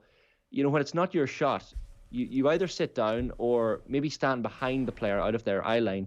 Anthony McGill was under the impression that Jamie Clark was standing in his eye line purposely and moving purposely in slight little different ways to put him off his shot. He says he let it go for quite some time in the match, and then eventually just flipped, went over to him and properly squared up to him. And we've had comments on YouTube before. I've had comments laid before me where people have spoken about different OTB lookalikes in terms of Anthony McGill. So we have a photograph of Anthony McGill here that I just wanted to bring up. He is a great player from Scotland. couple of people have pointed out that he looks like a certain OTB co-presenter that's normally on with you on weekday mornings, Ger, from Kerry. Now, I can see what people mean, but I've got it myself, even on a couple of different YouTube videos I've done. That previous video I showed you with Ronnie O'Sullivan and Jimmy White, someone commented, if Anthony McGill spent a little bit less time interviewing snooker players and practicing, he'd be much better, which I think was a strong hint that they thought I looked like I had ginger hair as well and that I was Anthony McGill. But before the beard, we'll leave that up to the OTB viewers as to whether myself or Owen Sheehan can pull off that look better, I think. Alex Higgins is the last one. Yeah, so this was an interesting one. Now, we can't condone violence, of course, but Alex Higgins was prone to outbursts at different points. This one wasn't even at the World Snooker Championship. It was at an exhibition charity game. The referee was Terry Riley. There was a dispute over a foul shot on a blue he had called at the Spennymoor Leisure Centre back in June 2007, so 3 years before Higgins passed away. The exhibition game was being held to raise funds to support Northeast snooker players. And we all want aggro, we all want competitive spirit in snooker, just as long as it doesn't boil over. But Higgins punched the referee in the stomach. The referee bit back, and it was just a massive fracas. Higgins returned to the auditorium apparently 45 minutes after to sign autographs for fans, and the promoter apologised and said, I took Alex Higgins from the airport yesterday, and he was lovely. So I don't know what happened, but that was Higgins. Can we take the photo back up again? Because the most important part of this for me is in the background. You've got Jimmy White looking full Ray Liotta in Goodfellas, watching Joe Pesci shoot Spider in the foot. It's like, wow, yeah. Look at Jimmy White just having the crack. And he's enjoying it, isn't people he? appalled in the background. Right, and finally, quickly, because we're completely out of time, people falling asleep in the crowd. Yeah, this is just, you have to watch out for this, the Crucibles. We'll bring the first image up. 3 of the 4 people in this photograph are asleep. You don't pay tickets to go to a sporting event and fall asleep. I said snooker was like ASMR. It was a lovely little sound. That's when you're watching on TV at home, you can fall asleep. Don't do it if you're at the Crucible. It's rude. Players don't like it. Just stay awake if you can. And then the last photograph, Ger, that I wanted to bring you, players can fall asleep as well. This is John Higgins in the background against the aforementioned Neil Robertson, the Thunder from Down Under, a couple of years ago. So John Higgins was playing against Neil Robertson in one of the earlier round matches, I think, at the Crucible. But if we can bring up that photograph, it's John Higgins in the background, essentially, playing Neil Robertson. He looks full on asleep there. Now, what he is actually doing there is leaning back and looking at the TV monitors up above him, but who let the truth get in the way of a good story ever? So not us. People falling asleep, number one. Cian Fahey has been in touch this morning to say, tell Hannon this is the best sound in sport. Any idea what that is? Can they go again? Is that tennis? One last listen. It's a home run. Ah, beautiful. The crack off the bat, yeah, absolutely. Swinging. Yeah. Oh, and first pitch crushing! Oh, man! Slight difference. Lean into it! Slight difference in the commentary, in the tones and the modulation of the voice. And there'll be plenty of opportunity for everybody to fall asleep, but hopefully they're doing so with a bit more information, courtesy of Shane Hannon this morning here. OTB AM, live in association with Gillette. Good morning, start with Gillette, giving you the confidence to tackle the day ahead. Tell us if you're going to be watching the snooker. We'd love to hear from you. 087 9 180 180. Now, let's talk about the Republic of Ireland, beaten 1-0 twice in 2 friendlies at the weekend. Vera Pauw's team disappointed with the results, but she certainly seemed relatively upbeat about the quality of the performances. Kathleen McNamee of ESPN is with us this morning to talk to us about this. Kathleen, good morning to you. How are you getting on? I'm good. Morning. How are you? So Denmark beat us 1-0 and Belgium beat us 1-0. Are these two results similar? Are these two teams both at a fairly similar standard, or should we be disappointed more with one than the other? What's your general takeaway from the two games? Yeah, it's funny. Like, you guys had me on when these fixtures were announced, and I said, if we came away with these 2 games with not conceding all that much, showing a good performance, getting a few players on the team, it would be a good showing for us. But after having actually watched the games, I kind of wish I'd asked for more, because that's exactly what we came out with. But I don't know, both performances to me just show that we are capable of better, considering the opposition we were facing. Like, I think they're 14th and 17th respectively, and like a much higher standard than we are. But we had the opportunity to actually, especially with the last game, we had an opportunity to get a draw, and it would have been really nice to have got a few goals and actually shown what we were capable of. I think, again, we've seen the same issues cropping up with these games. We concede really early. We've conceded in the first 25 minutes for the last 5 games in a row, which is just far too early, and then settled into the game, but then not been able to get anyone, either not get the ball up enough or not create enough chances, and just unfortunately haven't been able to get that goal. So while there were positive signs, I think there are definitely several things for Vera Pauw to go away with and work on. Did she pick relatively similar teams or totally different teams for the 2 games? Different teams. I think it was very much her trying to see who she had and what they could do, especially if you look at the goalkeeper position. We had Grace Maloney in the first game and then Courtney Brosnan in the second game, and I think most people who watch the Irish women's team will say that Grace Maloney is our number one. She's proven that, even if the goal she conceded was quite unfortunate. She's performing incredibly in the WSL at the moment. She deserves that time, and I was quite surprised that Vera Pauw went with Courtney Brosnan in the second game. I thought, at the very least, start Grace Maloney, give her some time. She hasn't been in the number one position all that long. She hasn't had the opportunity to kind of, build up that relationship with her defence. So I think she was very much seeing who she had. You look at players like Heather Payne. In the last game, she was substituted on 67 minutes and she was playing excellently. She got 1 woman of the match. I don't think she would have been substituted if that was a actual competitive game. So for me, these matches were Vera Pauw kind of testing out her squad, testing out players, seeing how they managed in those kind of big moments against big teams. And they, to be fair, they all performed very well. It was an impressive display defensively, but I think attacking, we need a lot more. And maybe that's where you start looking at someone like Katie McCabe. Rather than playing her so far back, you start bringing her forward. Rather than 5 at the back, you give Katie more space to go ahead, because constantly it looks like we're waiting for her to pull up a big moment rather than actually having someone in our attack who's going to score the goals for us. So where does Katie McCabe play at the moment in Vera Pauw's system, if she sticks to this system? So at the moment, Vera is playing 5 at the back, and Katie is very much doing her similar role to what she does at Arsenal, her wing back role.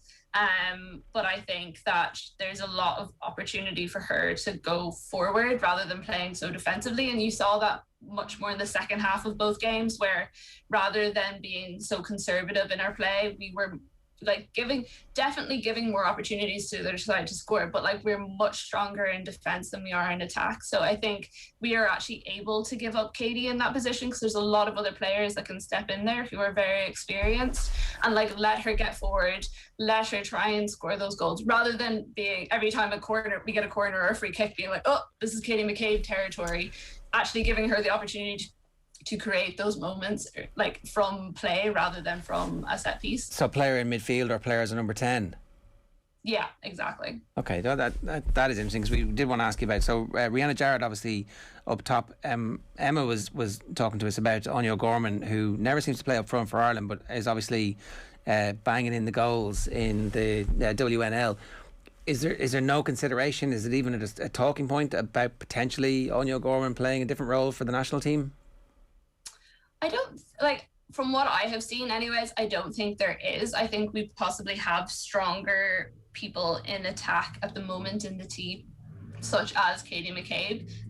You mentioned Rhianna Jarrett, again, a really good person going forward, but I feel that we create so few chances that she doesn't have the power that's necessarily needed to get those goals.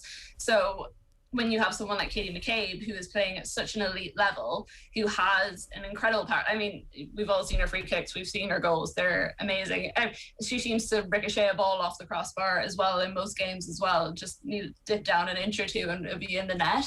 I think those are the sort of players that we need up front in those positions, rather than having the ones who are not entirely sure if they can perform at that elite level against the likes of Denmark and Belgium, who are so much further ahead of us. And again, it's been said a lot as well in the last couple of days that this isn't maybe necessarily the sort of teams that we need to be measuring ourselves against. We need to be measuring ourselves against the Ukraines of the world. But at the same time, we played both those sides and we brought it to them. I was quite surprised. I thought we would have lost by 2 or 3 goals in both, but we didn't. But for then the last game, Risha Littlejohns, if her shot had just dipped down a tiny bit lower, we probably would have got a draw, which would have been an incredible result for us. Okay, so it sounds like overall you're quite positive about where we are at the moment.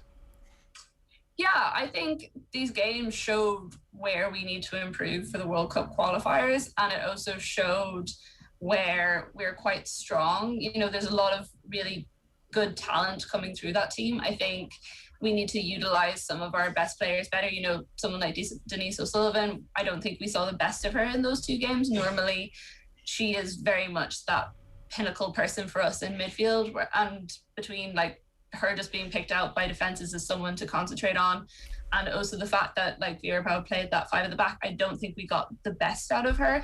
But I also think that going forward, it seems to be that Vera Pauw has a very clear trajectory of where she wants to bring this team, and it seems very positive in the camp. So hopefully there is good things to come for this side. Kathleen, you mentioned Heather Payne and you mentioned Rihanna Jarrett, and I guess the lack of goals is definitely something that people are a little bit worried about at the moment, albeit against top opposition. But maybe someone like Kyra Carusa, you know, there's a lot of excitement about her at the moment in the Danish club game, and I know she's fairly free scoring at club level. And I read a great interview with her last month where she's talking about her, you know, being happy that her grandmother kept all of her original birth certs so that she could actually line out for Ireland. So a really interesting backstory, Kyra Carusa. But maybe tell us a little bit about her and the talent that she is. I know it was her first start, I think, in Tala last week. Yeah, she was great. And again, I think that's someone that Vera Pauw will really look to utilise. And I think the fact that she got that first start in the last game, that shows that these are the sort of players that Vera Pauw wants to bring through. She wants to give the opportunity. I thought she looked good. She looked a little bit lost at times, but again, that's not totally surprising, all things considered. This is the first time that, you know, she got her first start coming into this team, playing against like top opposition. But someone that I think, as time goes on, as Vera has more opportunity to bring these girls into camp, bring them through the size, bring them through their paces, she is definitely the sort of player that I think could be really, really important for us in the World Cup qualification. Kathleen, just on some quotes from Vera Pauw last week, or I think it was before the 2 games, but she was talking about the likelihood of an expanded Women's Champions League, and you know, saying that FIFA and UEFA are pushing more time for club football, meaning these international windows that we normally have in January and May look to be gone. So 6 international games for development now gone for Vera Pauw, and she was making the point that, you know, this isn't a problem for the top tier nations because most of their players play in the Champions League anyway. But how impactful a decision could that be for the kind of middle ranked teams? I know Ireland are ranked, I think, 32nd. So this could be a bit of a problem for Vera Pauw. Yeah, it definitely could. And it was something that actually came up in the last international window. Some of the Irish players, I know Grace Maloney was kind of talking about the fact that Ireland didn't have games and how frustrated they were about that because it didn't give them the opportunity to, you know, come together, build that sort of relationship with Vera Pauw and within the team. So I think it is really unfortunate, especially considering the fact that we're trying to bridge that gap between the players that we do have in, say, the WSL and like the US collegiate system, and also the playing in like the broader European system and the Women's National League. I think for those smaller teams, it's going to be much, much harder. It's not that you have multiple, you're not like in England where you have like half the Manchester City squad also playing with the Lionesses. So I think they're going to have to try and work something out. They're going to have to try and think about how they can like bring these players into those moments. The fact that maybe as many of the Irish teams aren't playing in those big events, is there more of a possibility to kind of bring smaller groups together, maybe even if it's just like a couple of the Women's National League players and a couple of the players in England at different times? That's going to be something that Vera Pauw has to work out. But also, I'm not massively worried in the sense that I think if you look at Vera Pauw's track record, she is very much the sort of manager that is up for innovation, is up for kind of doing things that are slightly off books. So I think if anyone is going to handle that well, it will be her. Kathleen, just to change tack slightly, and I know I saw you were tweeting about it last night as well, but this US women's national team equal pay, I guess, row that keeps seeming to rumble on. It's a dispute over equal pay, but there was a statement from US Soccer yesterday that said they are, quote, 100% committed to equal pay. But then the players themselves, via a US WNT spokesperson, said they've called that another misleading statement. What's the latest for people who maybe haven't been following this story? What's the latest with everything that's going on over there?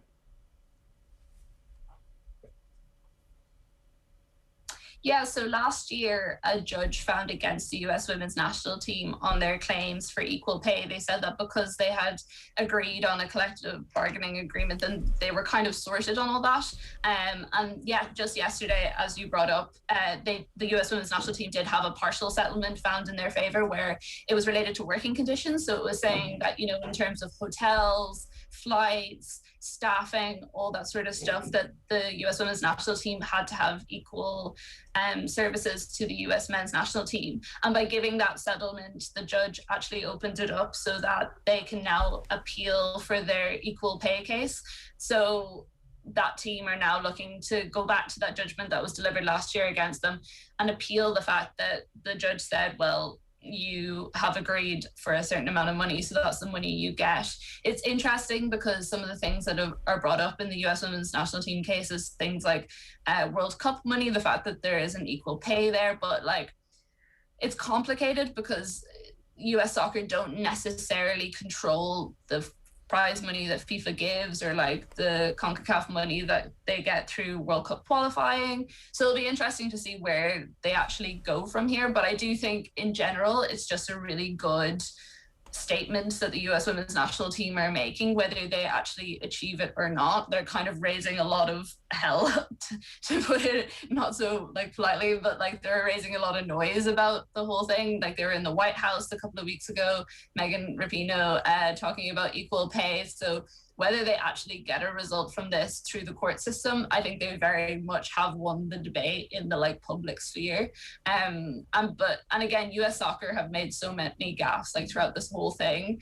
They're only now starting to come around to being a bit better about how they approach the language and how they talk about equal pay within the US women's national team. So even those are really important lessons for everyone to learn. It's funny how soccer administrators the world over don't seem to be able to just keep things fairly straightforward and do the right thing. It's funny how the sport attracts administrators of the quality that it does the world over. Kathleen, great stuff. Thanks a million for joining us this morning. Cheers. Great, thanks guys. Kathleen McNamee there, ESPN football writer, giving us some thoughts on Vera Pauw's team and their two recent 1-0 defeats against much higher ranked teams in friendlies. If you want to get in touch with us this morning, 0879 180 180 is the number. I want to tell you what's coming up on OTB Sports Radio today at 1 o'clock. OTB Gold is Barry Ryan, author of The Ascent, that brilliant book about Irish cycling. There's a dadcast from 3, a career retrospective interview with Matt Holland at 4, and then OTB Gold is the life and times of the Achill fighter Johnny Kilban, who was born in Achill and raised in Cleveland. It turns out half of Cleveland is from Mayo. Some really good stuff in that. And then, of course, live tonight, Champions League action with Philippe Auclair and Caoimhe O'Neill. Again, love to hear from you. Hashtag OTB AM on Twitter, @OffTheBallAM on Twitter. Of course, you can hit us on Instagram as well. Up next, we've got this week's version of the Type 5 with Neil Treacy. OTB AM on OTB Sports Radio, Ireland's first and only sports radio station. The Women's Six Nations is here, and OTB Sports is your one-stop shop for all the best coverage, analysis and opinion. As Ireland take on Wales and France to decide their position on finals day, we will bring you a special weekly Six Nations show with some of the great names of the game, as well as special interviews with Irish legends, reporters at the games, all the latest team news, match previews and much, much more. Check out otbsports.com/Women's Six Nations. Check out the Boyle Sports app today for details on which football match is getting the no-lose treatment this week. Plus, browse through dozens of new player markets, all powered by Opta. Shots on target, left foot, right foot, headed goals, assists and more. See the Boyle Sports app for full T's and C's. Boyle Sports. This is betting. Gamble responsibly. See gamblingcare.ie 18+. OTB AM. With Gillette, put your best face forward with our new and improved razors. Right, you're welcome along to this week's edition of the Type 5 with Neil Treacy. Neil, you've kind of cheated this week in that, and probably good time management on your part. 5, 4 and 3 I think are kind of similar. Are they all the same? We need to figure out a way of actually fitting in all 5 topics this week. And I thought the best way of doing that was to actually just, rather than doing 3 topics in one, do 1 topic across 3. Is probably the best way of doing it. I like your realism. Unlike Shane Hannon, who wants all of our players to be Leo Messi when it comes to football, you at least appreciate that living in the real world is a benefit to that. It certainly is, yeah. So what we picked out this week is there's a couple of, 3 nice examples of just some good little variations around the line-out. 2 of them worked, 1 of them almost worked. So I think why not, rather than sitting around chatting about it, let's just get straight into it and make sure we actually get all 5 of these done today. So the first of these I picked out is a lovely little move Ulster tried against Northampton on Saturday night in the Challenge Cup. So this was actually coming at a really, really crucial time. Northampton had just scored another try to go back in front, and Ulster got back up. They won a penalty, cleared it up into Northampton territory. So they're just inside the Northampton half of the pitch at the moment. And this actually led to the try that brought them right back into it, which they kicked on from and won. So the first picture we're looking at here, this is just the setup of the line-out. There's 2 people we want to look at. The first of those is right at the front of the line-out. That's Eric O'Sullivan. So he's the lifter right at the front. And you can see he's marked his space just right on the 5-metre line. But there's a gap then to the first jumping pod. And then further back in the line-out is Alan O'Connor, the second row. He's going to be the man in focus in a minute or so's time. So if we move on to our next little clip, what happens here is that Alan O'Connor makes the move. He drops out and does a looping run around to the front of the line-out, while Eric O'Sullivan has pushed back towards his jumping pod a couple of yards back. So what he's done is he's created space at the front of the line-out, which Alan O'Connor is going to dart into and take a short little line-out. There's going to be no lift. It's going to be straight into his hands. And what Eric O'Sullivan's little run has done as well is he has brought the Northampton Saints prop with him, who was guarding at the front of the line-out. So there's a nice little pocket of space there, just at the front of the line-out, in front of that 5-metre channel. Remember as well, the ball has to travel 5 metres before a player can touch it. So Alan O'Connor has to get into that space beyond the 5-metre line. He can't come in and touch the ball before it. And also we've marked at the back of the line-out is Geordie Murphy, who's going to have a crucial part in this in a few seconds' time as play develops. So if we move on again, the next one we can see is Rob Herring has thrown the ball into Alan O'Connor right at the front of the line. As we can see, he's beyond the 5-metre line, so it's all fine. And what's really important as well is the throw from Rob Herring. A lot of time when teams go for these short little line-out moves, it's actually quite tricky throwing a line-out into someone, like throwing it to chest height of a player, because normally you're throwing it over your head, you're trying to get it up high into the air. You know, it's tough to get it down like that. Without it being a bullet. Without it being a bullet. So what he's done is, if we go back to our clip there, we can see it's right into Alan O'Connor's chest. Is it straight? Is it straight? It is, yeah. It's right down the gap. So all he had to do was just run straight onto it. And he doesn't have to check his run to reach up and grab it. He can catch it completely in his stride. But it's all about the sell as well, because as you can see, Ulster have lifted up their pod. They're telling the Northampton Saints, we are throwing this ball up into our number 2 jumper. That pod is going up in the air. So they have to create the illusion that this is a normal line-out, because it doesn't work other than that. There has to be an element of smoke and mirrors around all of this as well. So as we can see, Alan O'Connor has taken it, and there's a fine bit of space that he's about to run into now. And the other arrow then a little bit further up on the screen is where we can see Geordie Murphy. So he knows exactly what's happening here, and he is just breaking straight through. He's not hanging around to see what happens. He is making that run through because he needs to be a support man for Alan O'Connor when he gets into space. And as we can see here in the next slide, it takes a nice little bit of work from Alan O'Connor, because it's not just about carrying the ball. He has to throw a little dummy here because he's got a 3-on-1 essentially at the moment. He's got Geordie Murphy out on his left. He's the man in the middle with the ball in his hands, and he's got Rob Herring out on his right. So what he's done there's a Northampton Saints defender right in the corner of the screen. He's kind of fixing that defender. The defender has to worry about Rob Herring on his inside as well. So he throws a very nice little dummy, and it just leaves the Saints defender ever so slightly flat-footed, because he's trying to look over his shoulder to see is Rob Herring going to get the ball. And Alan O'Connor holds onto it, throws the dummy, and goes through the gap. And as we can see again in the next slide, it leads him up to another 2-on-1. He's carrying the ball. Again, really, really good carrying from him. What you want in this situation is, with this 2-on-1, Alan O'Connor needs to fix that Northampton Saints defender, run at him, and hold on to the ball for as long as he can before eventually getting the pass off and leaving Geordie Murphy in space. So he kind of runs back in towards the touchline ever so slightly if we roll it on again. And as we can see, he just fixes that defender, pops it into Geordie Murphy, who eventually gets tackled in a couple of seconds' time by, I think it's Nick Ezekwe covering. But Ulster, they get all their support players up. They go through some really, really quick phases. It's really fast ball. They're attacking. They're getting front foot ball. They're winning those collisions. And a few phases later, John Cooney gets over for the try. They're right back in the game. And all of a sudden, they kick on and win it from there. It was an absolutely crucial point in that game. It was a risky move to be taking, having just gone behind. It was a big chance that they took. They executed it absolutely perfectly, and it was pretty much the move that got them right back into the game. We have in Irish rugby over the last decade or so been a little bit snooty about the Challenge Cup and what the benefits are to it. But actually, right now, for this Ulster team to win something in Europe would be huge. It certainly is. And like in the past, I think, look, there can often be fair reason for it because it's a competition teams don't necessarily want to be in. But I think from Ulster's point of view, they're in this competition not through any major fault of their own. Okay, I know they ended up losing their Champions Cup games, but the way the format of the competition went this season, with the way things were postponed, all of a sudden they were thrown into the Challenge Cup. And look, if you're there, you may as well go and win it. It was one of the Ulster players, I think it might have been Jordy Murphy last week, who said, like, this wasn't a competition at the start of the season we set out to win, because they weren't even in it. But when you're there, there's an opportunity to win silverware. We saw how much a Pro 14 title would have meant to them last year. And with the project they've been on under Dan McFarland over the last few years, they've been progressing steadily and steadily.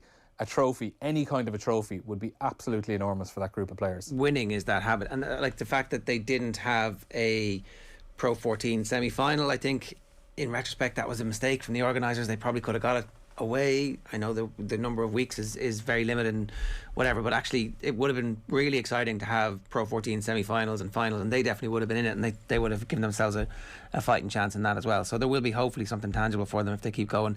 Next is the Highlanders. Yeah, so this is one from Super Rugby. I was watching this on Saturday morning, and this was just such an absolutely beautiful try. Again, absolute smoke and mirrors. And look, it takes a little bit of, there's a player being taken out off the ball, there's a little bit of cynical stuff in it, but it's, you know, it's what you want out of your forwards. It's what happens at line out time. It's all part of the game, and we're going to look at it here. So we're just going to look at the setup initially. This is the Highlanders against the Chiefs, which was an absolute cracker of a game, by the way. It went to the first ever game in Super Rugby that went to the golden point, the golden score.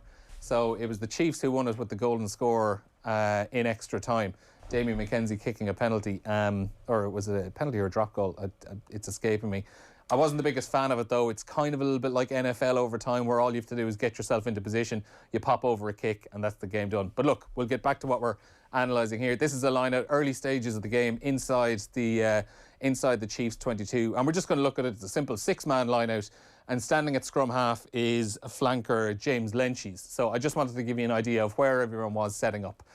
So if we move on to our next little slide, as we can see here, what's happened is the ball is thrown in, it's just taken in the middle of the line out, coming down to the ground.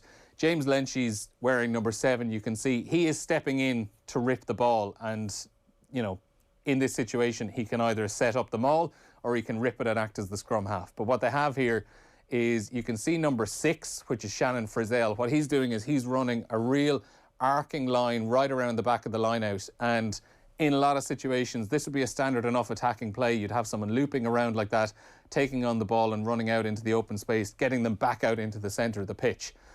And the other person to watch out here is number 8, Kazuki Himena.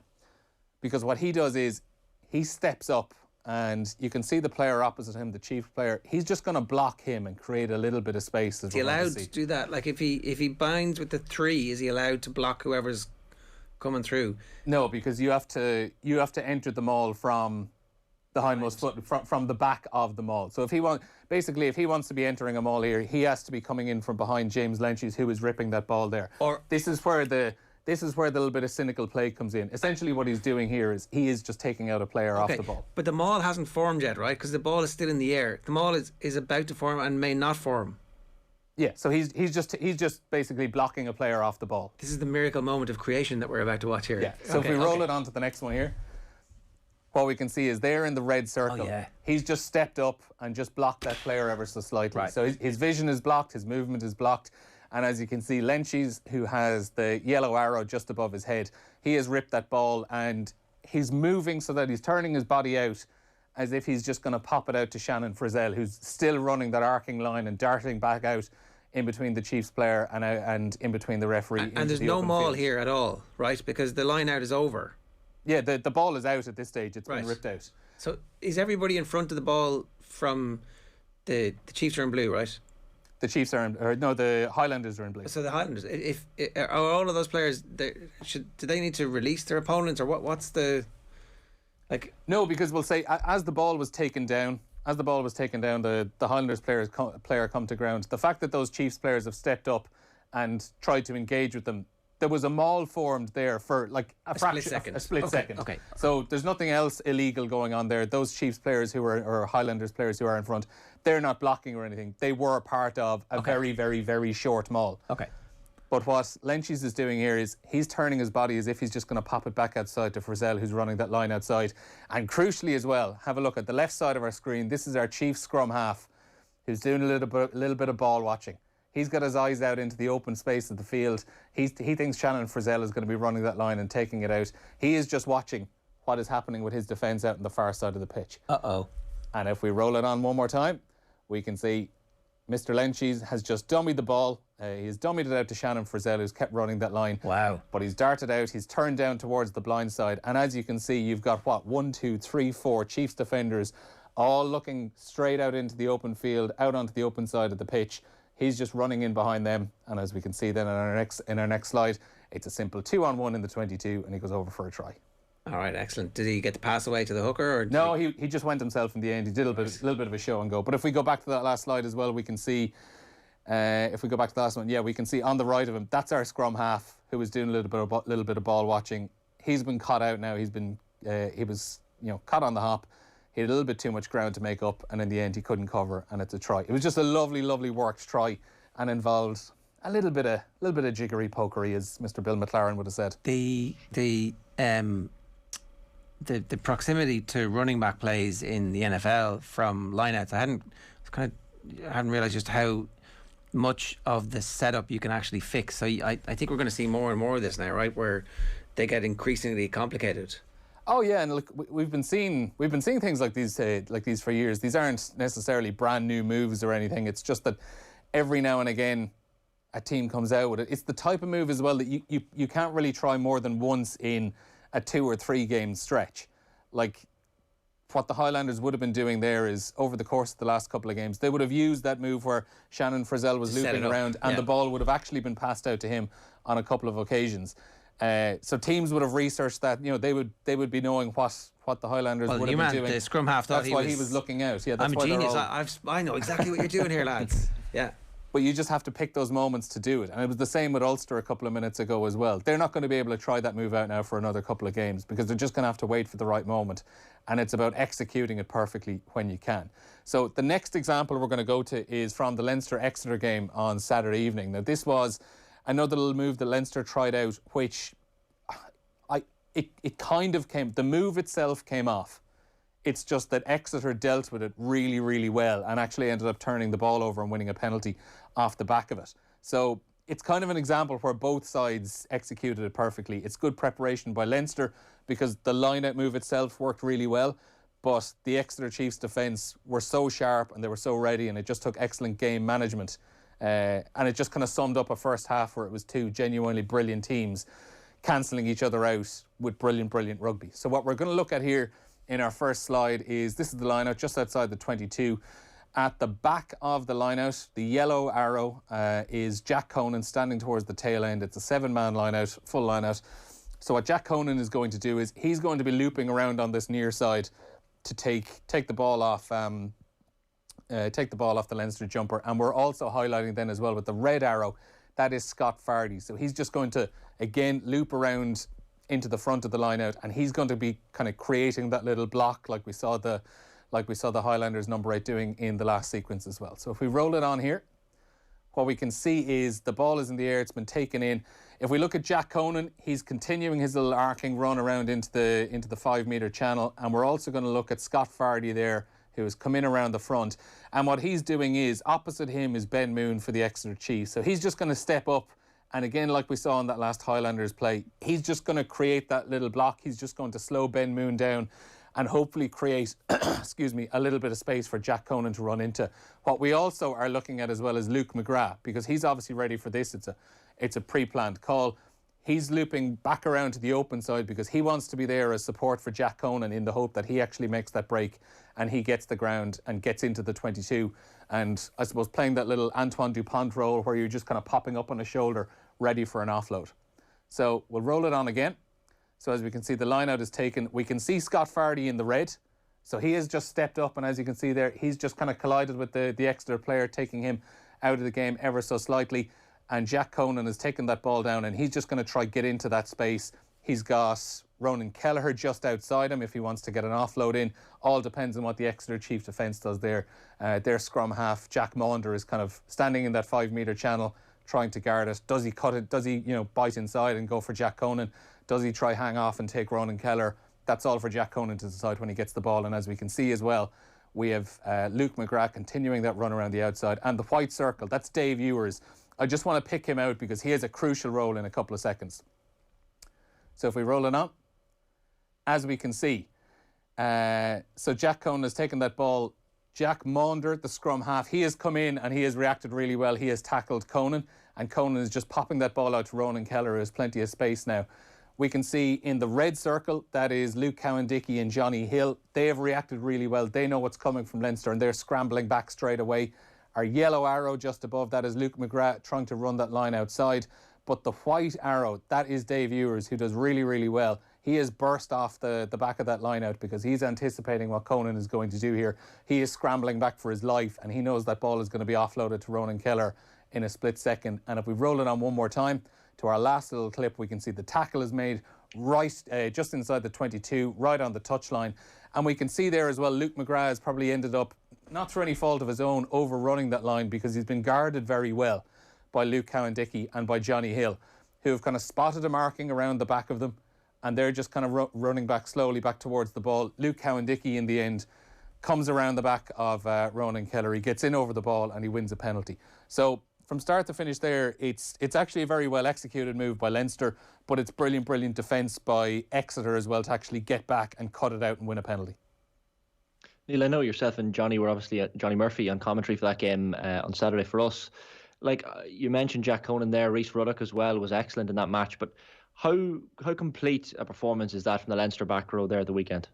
It's pretty complete, I would say, Shane. And not even back row, like Ronan Kelleher as well was an absolute menace over the ball. Josh van der Fleer, we will say as well, that was outstanding. And it's just frightening the depth they have in the back row because, they had 3 Irish internationals out there in Rhys Ruddock, Jack Conan and Josh van der Fleer, but they were also missing Irish international Quaylen Doris, Irish international Max Deegan, Irish international Dan Levy.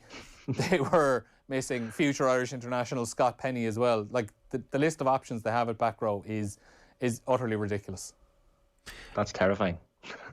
We're nearly going to make this, I think. We've 2 left. So number 2 is Ireland and a scrum against Wales. Yeah, so Ireland against Wales in the Women's Six Nations in association with Guinness at the weekend. Absolutely battered Wales set piece, both line out and scrum. There was one huge scrum in the first half, though, we're going to have a look at. And it's just some pretty simple stuff. It's just getting body positions right, taking advantage of some poor body positions from the Welsh players, and as we can see, walking right through them. So our first little clip here, it's a scrum in the first half. Initially, what we'll just look at as well is we would have spoken a lot during the Men's Six Nations about the way Ireland were setting up for the scrum. And the Irish women's team are doing something ever so slightly different. We would have spoken about how the Irish players, the second and back rows, were all starting with both knees on the ground and they were coming up into an upright position all together on the call of crouch. But what we can see is it's the second rows and the flankers that are both starting with knees on the ground. With Ciara Griffin, number 8, this is the one slight difference that the Irish women's team will be using at the moment. She's standing upright and she's just going to wait for those second rows and her flankers to come up with her as well. And as we can see then on the other side, the Welsh number 8, she's doing something similar. She's actually doing something what Ireland would have been doing last season, which is the number 8 almost kind of hanging back, pulling the 2 second rows together with both her arms and just kind of squeezing them in together. But I just wanted to set that out initially. We'll roll on to our next little clip here. And as we can see, this is the ball just about to go in, and it's just good. It's just simply down to good body positions from Ireland, poor body positions from Wales. If we look at Ciara Griffin at number 8, we've got our flankers, good backs parallel to the floor, and Linda Zhugang there at tight head prop. It's again good angles. Her position is square and straight. Her body is parallel to the ground, and we can see virtually 90-degree bend at the hip and then around 120 degrees at the knees. But in comparison, as you can see, the Welsh loose head prop, she is standing, her head is above her hips. So she's creating a little hole for Linda Zhugang to attack and drive into. And as we can see, even then the number 8, she's driving up. So there's too many players who have their heads above their hips. And that's where you get absolutely exposed in the scrum. And if we roll it on again, what happens is Wales don't get the hook initially. The ball comes in. It just gets trapped in the front row. And Ireland, if you listen to the footage when you're playing it back as well, if you want to go back, it's as you can see, it's just after the 20-minute mark. If you go back and listen to the footage, you will hear the Irish call just as the ball goes in. There's someone in that Irish scrum who is setting that call, and as it's ready, ball goes in, and they all drive through. And this is the follow-through. Wales get absolutely decimated, as you can see. They have players all over the floor. But what's a really good thing to see is you've got Linda Zhugang there and Cleona Maloney, tight head and hooker for Ireland. And even though the scrum is splitting all over the place, that is really, really good form. It's a really tight bind because they are still square and straight. Their shoulders are aligned with each other. Their backs are going in the same direction. You can see they're driving square, they're driving straight, and they go straight through Wales and absolutely butchered them. All right, yeah, and not a million miles away from the Jack Conan body position you were showing us for the Ireland scrum in the men's Six Nations just recently as well. So, speaking of the scrums, right, we've got to get into Leinster's new signing. How long do we have? Are we going to get there? 4 minutes. Oh, geez, we did it. Well done, lads, well done. Ala Alatoa. Yeah. He's a tight head. He certainly is. A 29-year-old tight head. But Leinster have an oversupply of world-class tight heads, unless they need three. I don't know about I honestly don't know about whether they have an oversupply of world-class tight heads. Because, yes, they have Tadhg Furlong, they have Andrew Porter. Both of those I would consider to be world-class. Michael Alatoa is also up there as well, a brilliant, brilliant prop, and has been part of a seriously impressive Crusaders pack over the last few years, who are a brilliantly well-organised team. They always have an excellent scrum. It's throwing up a few interesting things. I still don't really know what is going to happen here. There's a lot of people suggesting that this move is likely to lead to Andrew Porter switching back across to loosehead. Personally, I think keep Andrew Porter at tight head, keep Tadhg Furlong at tight head.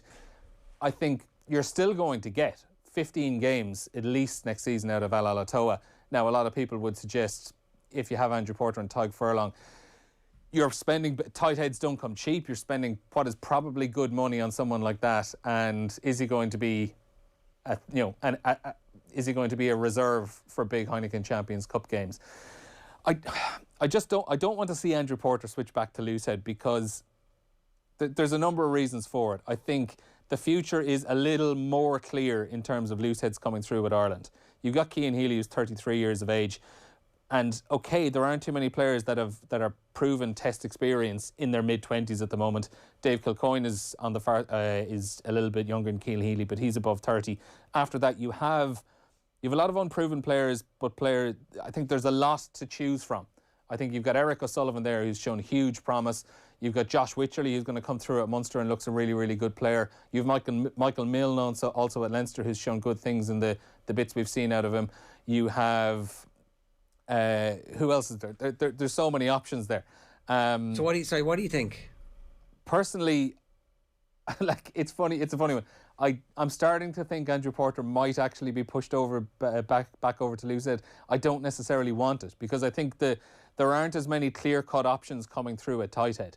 And realistically, you need a top-quality tight head from an Irish point of view anyway for 80 minutes. I tend to agree with you, and certainly if I'm in his camp, if you look at that map that keeps getting produced of the positions on the field that get the highest pay, the lowest pay tends to be the loose head, and one of the highest paid is always the tight head. Like, it's a massive drop in his earning potential for the next 10 years. So yeah, I really hope they're paying him tight head money to go to loose head if he's going. And if they're not, then I'm like, sorry lads, no, I ain't doing it. But there's a benefit in having three world-class tight heads in that you could manage all their game time perfectly over the course of the season. You can, absolutely. And just look at this season when Tadhg Furlong was out for so long. The options weren't really there. Andrew Porter had to play a hell of an amount of rugby. And I think if you look further down the depth chart, Tom O'Toole looks a very promising player, but we haven't seen too much of him. We haven't seen any of him in an Irish shirt as well. And I just think there are more potential options at loosehead coming through. And I think if you were to put Andrew Porter across, there's an element of robbing Peter to pay Paul. I know Rory O'Connor has suggested to me in the past that isn't that exactly what they did initially with Andrew Porter, and it probably is. But also, he's 25 years old. His peak years as tight head are still definitely ahead of him. And if you have Tadhg Furlong and Andrew Porter as the tight heads for Ireland, realistically, you are looking barring disastrous injuries, you're looking pretty safe at tight head prop for the guts of the next 10 years with Ireland. 2 World Cup cycles, thanks very much, absolutely. One last point though, which is a little bit tricky. It might come to nothing. Tadhg Furlong still hasn't signed his new contract yet. Okay. Ooh. I mean, Tadhg Furlong's worth a lot of money. I would There's no team in the world that wouldn't be able to turn him into a massive marketing sensation. Like one of the French teams, any of the English teams. I would hope to God he's going to be staying in Ireland. At a guess, I would be saying what might be holding it up is that there's a fair chance if he does sign a new contract, he'd probably be the highest paid player in Ireland, would be my guess. Tight heads always have a premium, and you saw since he came back from injury in the Six Nations just how good he is. He hasn't lost a beat. But the benefits of having Furlong and Porter to spell each other means that you'll be able to extend their careers. I agree with you, but look, sure, what do we know? It's up to David Newsafora, isn't it? He gets to play God with this kind of stuff. Or Tadhg Furlong moves to Munster. And it was all a dream. They woke up. Neil, good stuff. Thanks very much for that. The British and Irish Lions head coach Warren Gatland has confirmed his coaching ticket. It is McBride, Townsend, Tandy and Jenkins, which was in all the papers today. So Rob McBride of Leinster, Gregor Townsend of Scotland, Steve Tandy of Scotland and Neil Jenkins of Wales. I think we didn't talk about this at all, but I think it's good that Andy Farrell is actually not going on this tour and is going to spend the time with the Ireland team this summer. Definitely, 100%. I would have been a little bit worried when there was talk a couple of months back that Andy Farrell would have been going. Now, at the time, we weren't really sure what was going to be happening with Ireland, but this is going to be, I would say, anyway, the most crucial summer period that Andy Farrell is going to have with these players between now and the next World Cup, because he's going to have a good few players away on Lions duty, and this is the opportunity to really get a good look at the likes of Craig Casey, likes of Ryan Baird, Harry Byrne if he's fit and available for it as well, someone like Tom O'Toole as we mentioned over the last couple of minutes, and so many more as well, maybe outsiders, the likes of Robert Balakoon at Ulster, Gavin Thornbury at Connacht. There's a huge amount of young players there that could be part of a World Cup squad in 2023, and when you've big name players away on a Lions tour, this is the ideal summer to give them a chance. Another brilliant episode of the Type 5 from Neil Treacy there. You can listen back to that podcast. We'll put it in the rugby stream. And of course, all of you who are listening to this on the OTB AM podcast know that you can get this on any of your podcast players. The best place to get it these days, of course, is the OTB Sports app. A reminder, the Women's Six Nations show on OTB is live from 1 o'clock every Thursday. This week, Alan Quinlan and Fiona Coughlin are joining Valerie Wheeler. And then on Saturday, Alison Miller and Valerie Wheeler are on updates from Ireland against France on OTB, live from Donnybrook as well, with a 2:15 kickoff. OTB AM, live in association with Gillette every morning. Good morning start with Gillette, giving you the confidence to tackle the day ahead. We'll have Champions League action on tomorrow's show.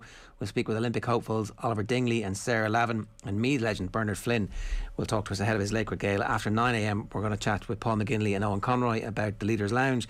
There's all of that and much more on tomorrow's show as well. Right now, we're going to bring you Rory O'Connor and Niamh Briggs talking rugby with Joe. Enjoy. Now then, much to discuss on Monday Night Rugby. We are down to the last four in Europe. We are up and running in the Six Nations into round two. Ireland very much up and running. Rory O'Connor of the Irish Independent back with us. Hello, Rory. Hey, Joe. How's it going? And she's everywhere. It's Niamh Briggs. Hello. Hi, Joe.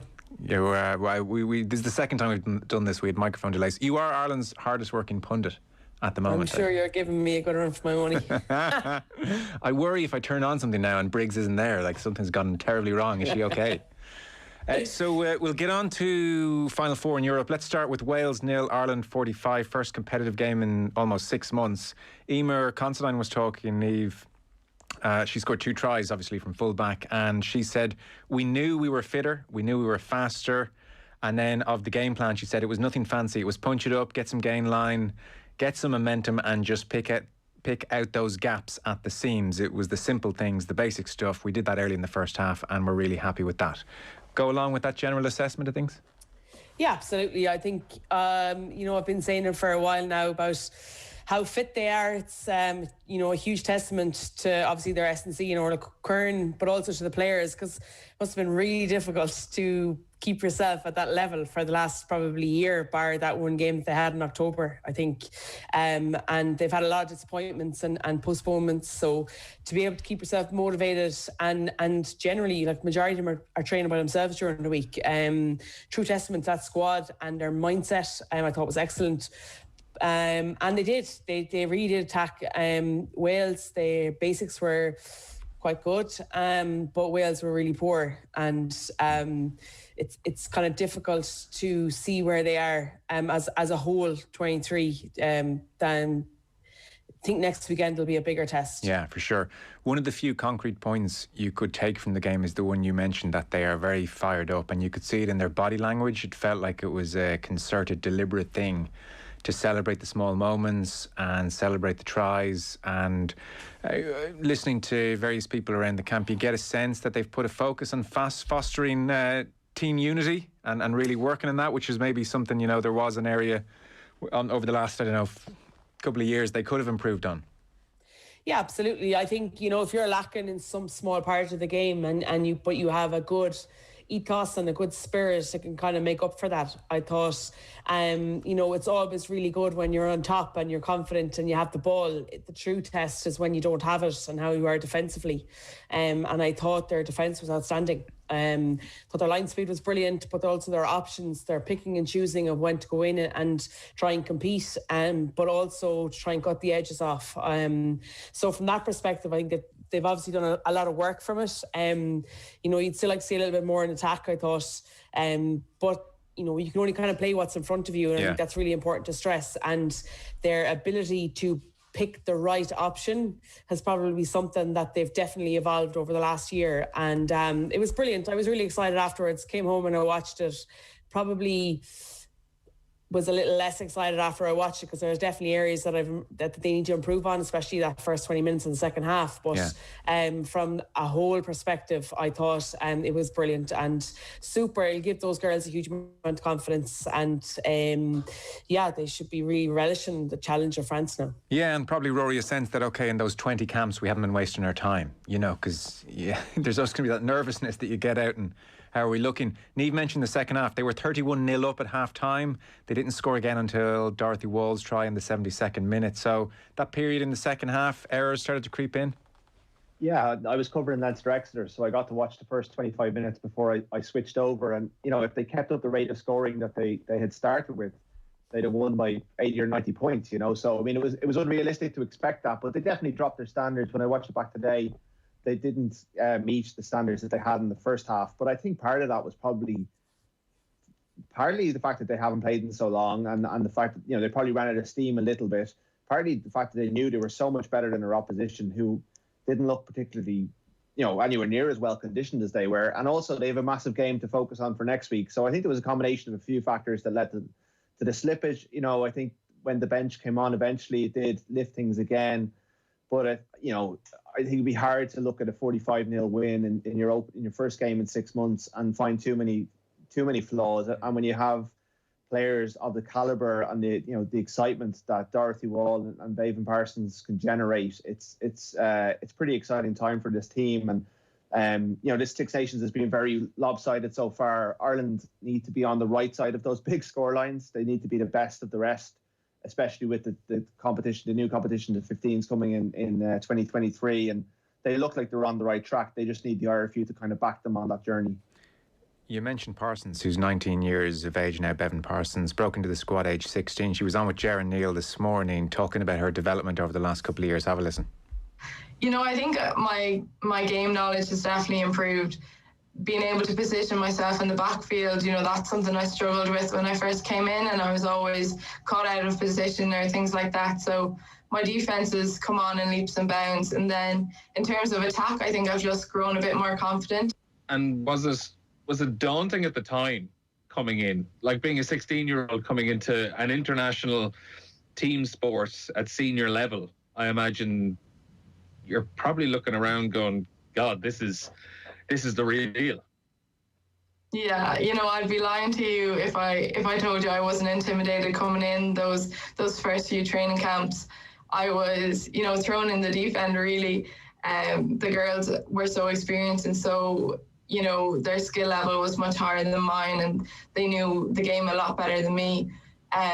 So yeah, that those first few camps in that first season, I was definitely, you know, awestruck by the girls, and luckily enough they took me under their wing. But I think since then I've been able to, create a really good bond with them. At the time, I thought it was a weird dynamic, me being so young and the age gap and everything. But now that's not even a thought. I'm as close with the girls as ever, and it's a great squad to be on.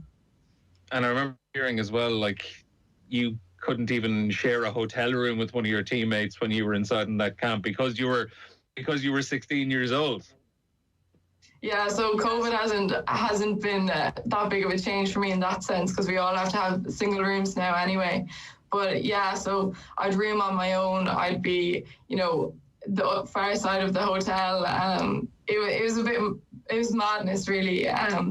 So I've only ever had 2 roommates in my whole time being on the squad, because then COVID came in. I think one time Rugby Players Ireland, they're like an organisation that help us, and they came in talking about pensions and pension plans. And I was just thinking, like, this is insane. Like, I was trying to get my maths homework done before Monday, and they're talking about pensions. So the age gap was definitely, a topic of conversation at the time. Niamh, where is she now and how good can she get? Because she's still so young. Yeah, she's definitely on that track to being absolutely world class. I thought she was unbelievable at the weekend, and not just her, finishing ability, because let's face it, she's been top of the charts to that. But I was also watching her work off the ball, her ability to get into the tight. There was a couple of times, like before Dorothy Wall's try, she carried in that tight. She put herself forward to get, and that's not something we're really used to with the wingers. And so from that perspective, she's definitely right. Her game knowledge, her game appreciation is like, it's just on a fast track. And like, basically the rugby world is her oyster, because she's so talented and athletically, like this unbelievable specimen that I've never seen before. She's ridiculously powerful, and then comes across as a very humble, mature, kid. I think her interview beforehand on RTE, I was just blown away by how well she spoke. Nothing seems to faze her. So yeah, I think the whole policy of trying to get her the ball as early as possible, as quick as possible, seems to work from the weekend. And she shouldn't fear any team, even the big ones, because she's more than capable of matching them. And who else on the Irish team is in that bracket, approaching world class or at world class level? Yeah, there's obviously Claire Malloy, 71 caps now and leading from that back row always. And but I think Dorothy Wall has that potential, definitely. We saw huge amount of patches of her physicality is, we're not blessed with huge, big physical players like in England or France, per se. So we've got to be smarter with how we play. But with Dorothy, she gives us an out. Now, I thought she carried unbelievably well the other day, but carried a huge amount. And I hope that other players can step up and take that from her, help her out a little bit in terms of that pressure. But it's her physical stakes in terms of her ability to hit hard tackles. She got through an awful amount of work. And that back row is probably the most balanced we've had in a long time. And I think it's brilliant to see they're obviously incredibly hard working, but they all bring something different. Malloy's footwork and her ability to post. Junior's the most hard working player I've ever played with and against. And then Dorothy having this physical attribute that, we haven't been able to kind of match in that sense. So, there's loads of small snippets around, hugely positive from so many players. And I think it bodes well for the future. I think you often questioned whether they could get to any intensity in those 20 camps that could match test level, and clearly they did, because they came out of the blocks firing. And Rory's right, after half time it was a combination of probably, when you're so excited and you come out and you're a million miles an hour and it's like this steam train, and then you come in at half time and you take a breath, it's hard to kind of get that back up again straight away. And I think they knew they were going to win, they were in control of the scoreboard. I would have just liked to have seen them take control of the game more in that 20-minute spell, but it was just a really, really positive performance. You're both acknowledging and dancing around the fact, I suppose, that it was such a comfortable win, and that overshadows everything. If we look at rounds 1 and 2 in the Six Nations thus far, England beat Scotland 52-10, France beat Wales 53-zip. At the weekend, England put 67 points on Italy. Ireland, obviously, 45-0 against Wales. So 4 matches. The smallest winning margin here is 42 points. And in 2 of the matches, over 50 points between the teams. So this is a big problem for the tournament. If you're a floating voter, and look, maybe at this stage it's not about the neutral. Each country should just generate partisan support and get excited and get behind their team. Although I don't know if the Welsh can get behind their team at the moment. But certainly for the floating voter, for the neutral, or for where this tournament wants to go, Rory, there are the haves and the have-nots, very much so. And we're seeing that along professional lines. Like, it's incumbent really, really quickly on Wales, on Scotland and on Ireland to start ring-fencing some serious money. And if professionalism is the standard that England and to a lesser extent France are setting, then these other countries are going to have to meet that pretty quickly, or this tournament just becomes very hard to get into. Absolutely. And the women's game is a blank canvas in many ways. I mean, they've moved out of the traditional men's window. They've got a structure for this tournament that, you know, it's a once-off because of COVID. And I don't think it's going to work because it's too short and it's not enough games. But it is, you know, the gulf in class between the top teams and the bottom teams is too big. And I guess there are other teams in Europe who could potentially, you know, if you were to be able to get away from the traditional Six Nations that are basically based on men's rugby, they're only, you know, it's basically being copied across. Or if you bring in USA, Canada, if you can try and get, like, there is this tournament happening for 2023 that the Six Nations will be a qualifier for. I think what's imperative for Irish women's rugby, and for Irish rugby really, because it's not a women's issue, it's an Irish rugby issue, is that Ireland is part of that elite train as it takes off. Because Wales look like a team that, even though, like, Wales, of the two teams on Saturday, Wales are the one who are at the World Cup next year. Ireland haven't guaranteed their place yet. Now, if they keep playing the way they played on Saturday, they'll get there. Italy do seem to be quite competitive. I know England blew them away in the end, but Italy have had good results recently. Ireland need to be on the train when it leaves the station, because I think there are, it's not a huge amount of teams that are moving in the right direction, but the ones that are seem to be moving very, very quickly. And the RFU can't really prevaricate around this. I think there is commercial goodwill out there. I mean, if you just, I mean, the amount of women's rugby players this week who were up for interview for commercial gigs this week is much more than I've ever seen before. I think there is. I spoke to a guy about, you know, Baby and Parsons for Peace on Saturday about kind of the commercial viability of the players themselves, and he said, look, there are brands out there that don't want to be associated with men's rugby players, they want to be associated with women's rugby players. I don't think that potential is there to drive full-on professionalism just yet, and obviously the RFU are in a position where they're laying off staff. Yeah. But this, I think we're at a pretty interesting point in the global women's game, and the Six Nations is maybe exposing, it is exposing, and it has done for a couple of years, probably since Niamh's team, Ireland haven't been part of that elite. It's been England and France. Ireland need to be clinging on to that as it leads the station and making sure they're part of that conversation. And I think they have to be the team hammering other teams, not being the team being hammered, if you know what I mean, and have to be kind of a good, strong proposition when it comes to any global tournaments or whatever the future looks like. And I think having stars of the game of the caliber of Bevan Parsons and Dorothy Wall, and like obviously some of them are senior players, but those are the players that are going to be around for the next decade, driving things on. You know, that's why it's an encouraging time to be kind of getting things right, because things were pretty grim for a couple of years. They need to get into that World Cup next year, which is in New Zealand, which is a really important, I think will be a really important tournament for women's rugby because of that tournament kicking off in 2023. So I think, you know, we can't worry too much about what Wales are doing, and it doesn't look like they're doing an awful lot based on Saturday. No. I think Ireland need to be getting themselves together to join onto that train. Yeah. That train is leaving, if not left, Niamh. So, I mean, they'll have to catch up pretty quickly. What's a realistic first step? Identify 15 to 20 players who can train full-time and be paid a wage that they're happy with and that the RFU are happy with, and that way professionalism begins? Or is that an unrealistic first jump in the next... And look, Rory mentioned the RFU situation. I think they laid off 20 people last week, so... Finances are tight, obviously, at the moment. But in the next kind of 18, 24 months, is there is that the talk within Irish women's rugby that it has to get there pretty quickly, given what's happened in England and where France are? No, because I think that gap is too wide. So I think if you make 20 girls professional tomorrow morning, you know, that's not going to close the gap, I think. And would it not? Because I'd be saying, like, well, they're almost a professional team that train amongst themselves and you get them high quality opposition. I'm not sure, you know, you work out the ins and outs of it, but they're effectively like Team Ireland, and maybe there aren't enough games across a year to justify that. I don't know.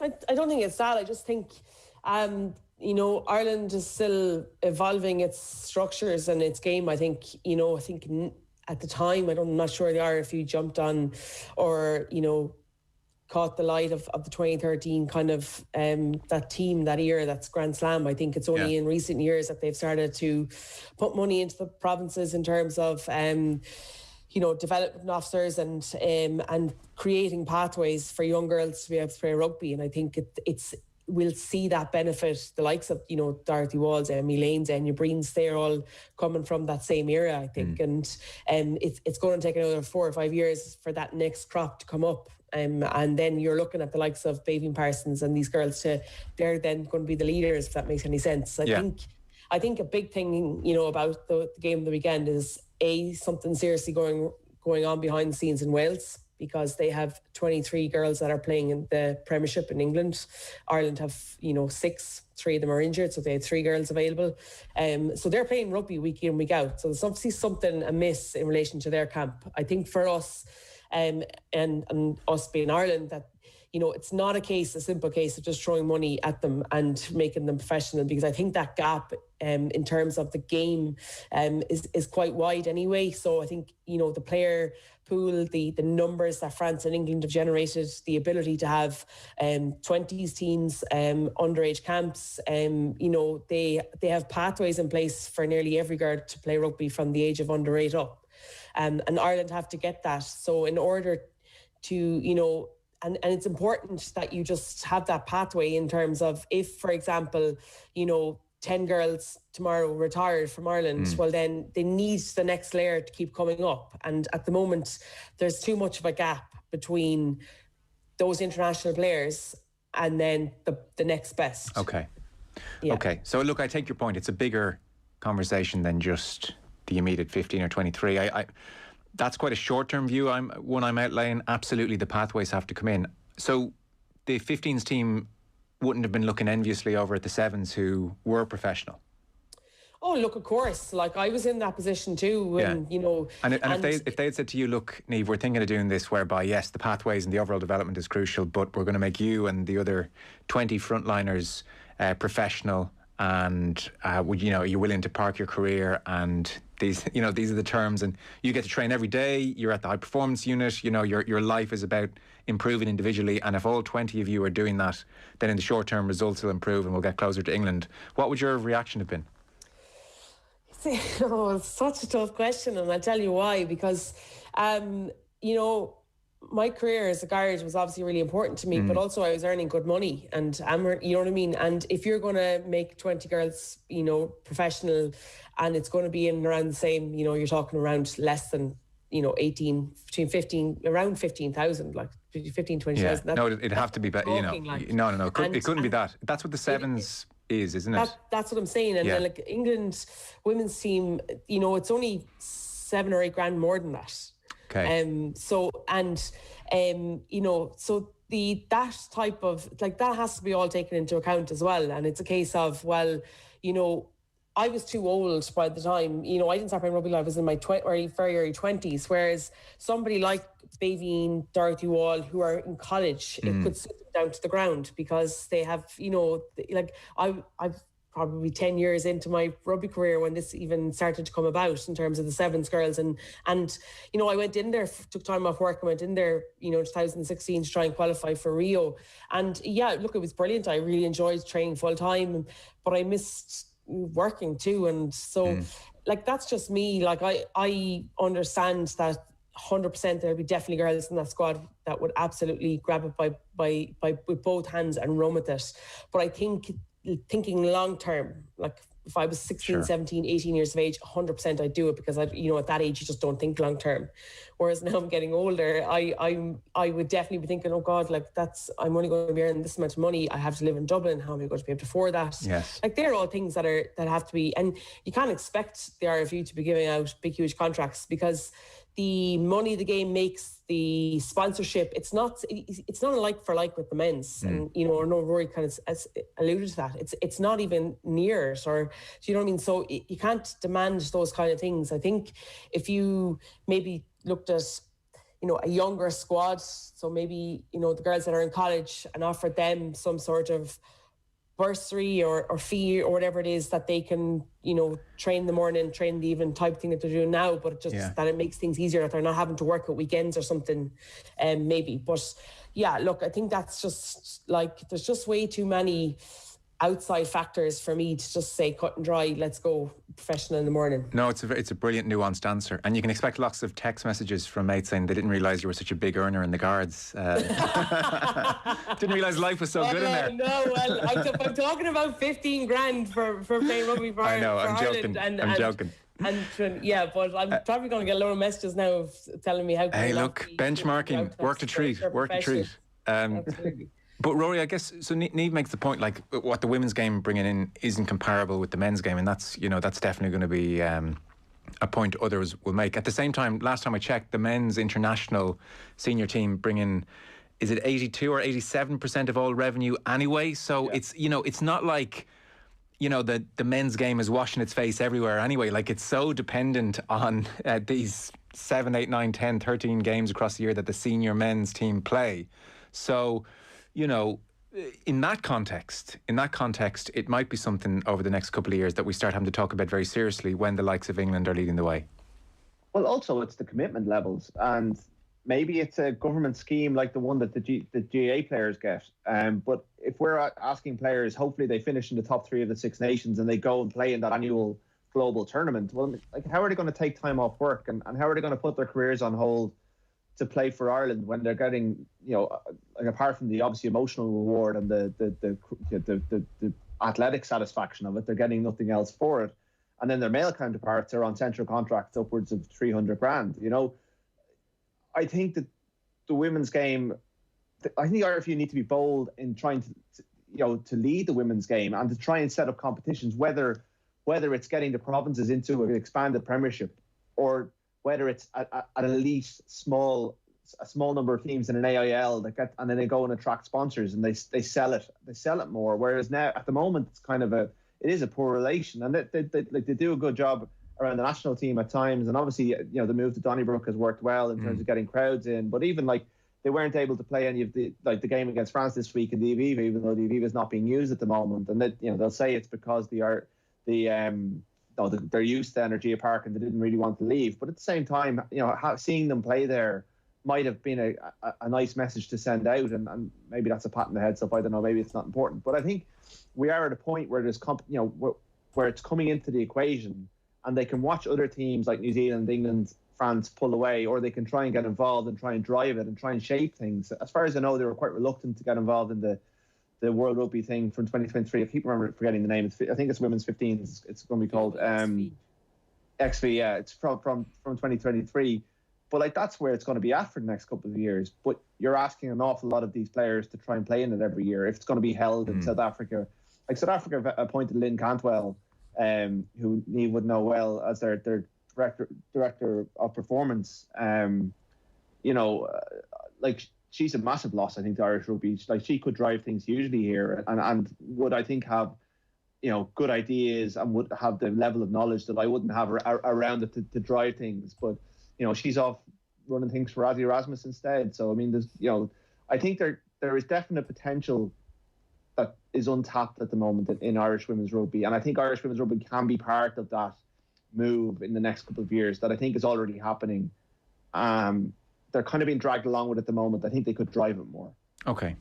Sorry, Niamh, I'll give you a final word. Yeah, final word. I do think it has to come in the next 5, 6, 7, 8, 10 years. I think it has to come. Like professionalism, it's the way the game is going. It has to come. I just think that the RFU have to continue to keep building what's underneath it for me at the moment. In this short term, hardship, for a long-term game to be able to, when it does happen, that you're competing with the best and more than capable of competing. OTB AM with Gillette. Put your best face forward with our new and improved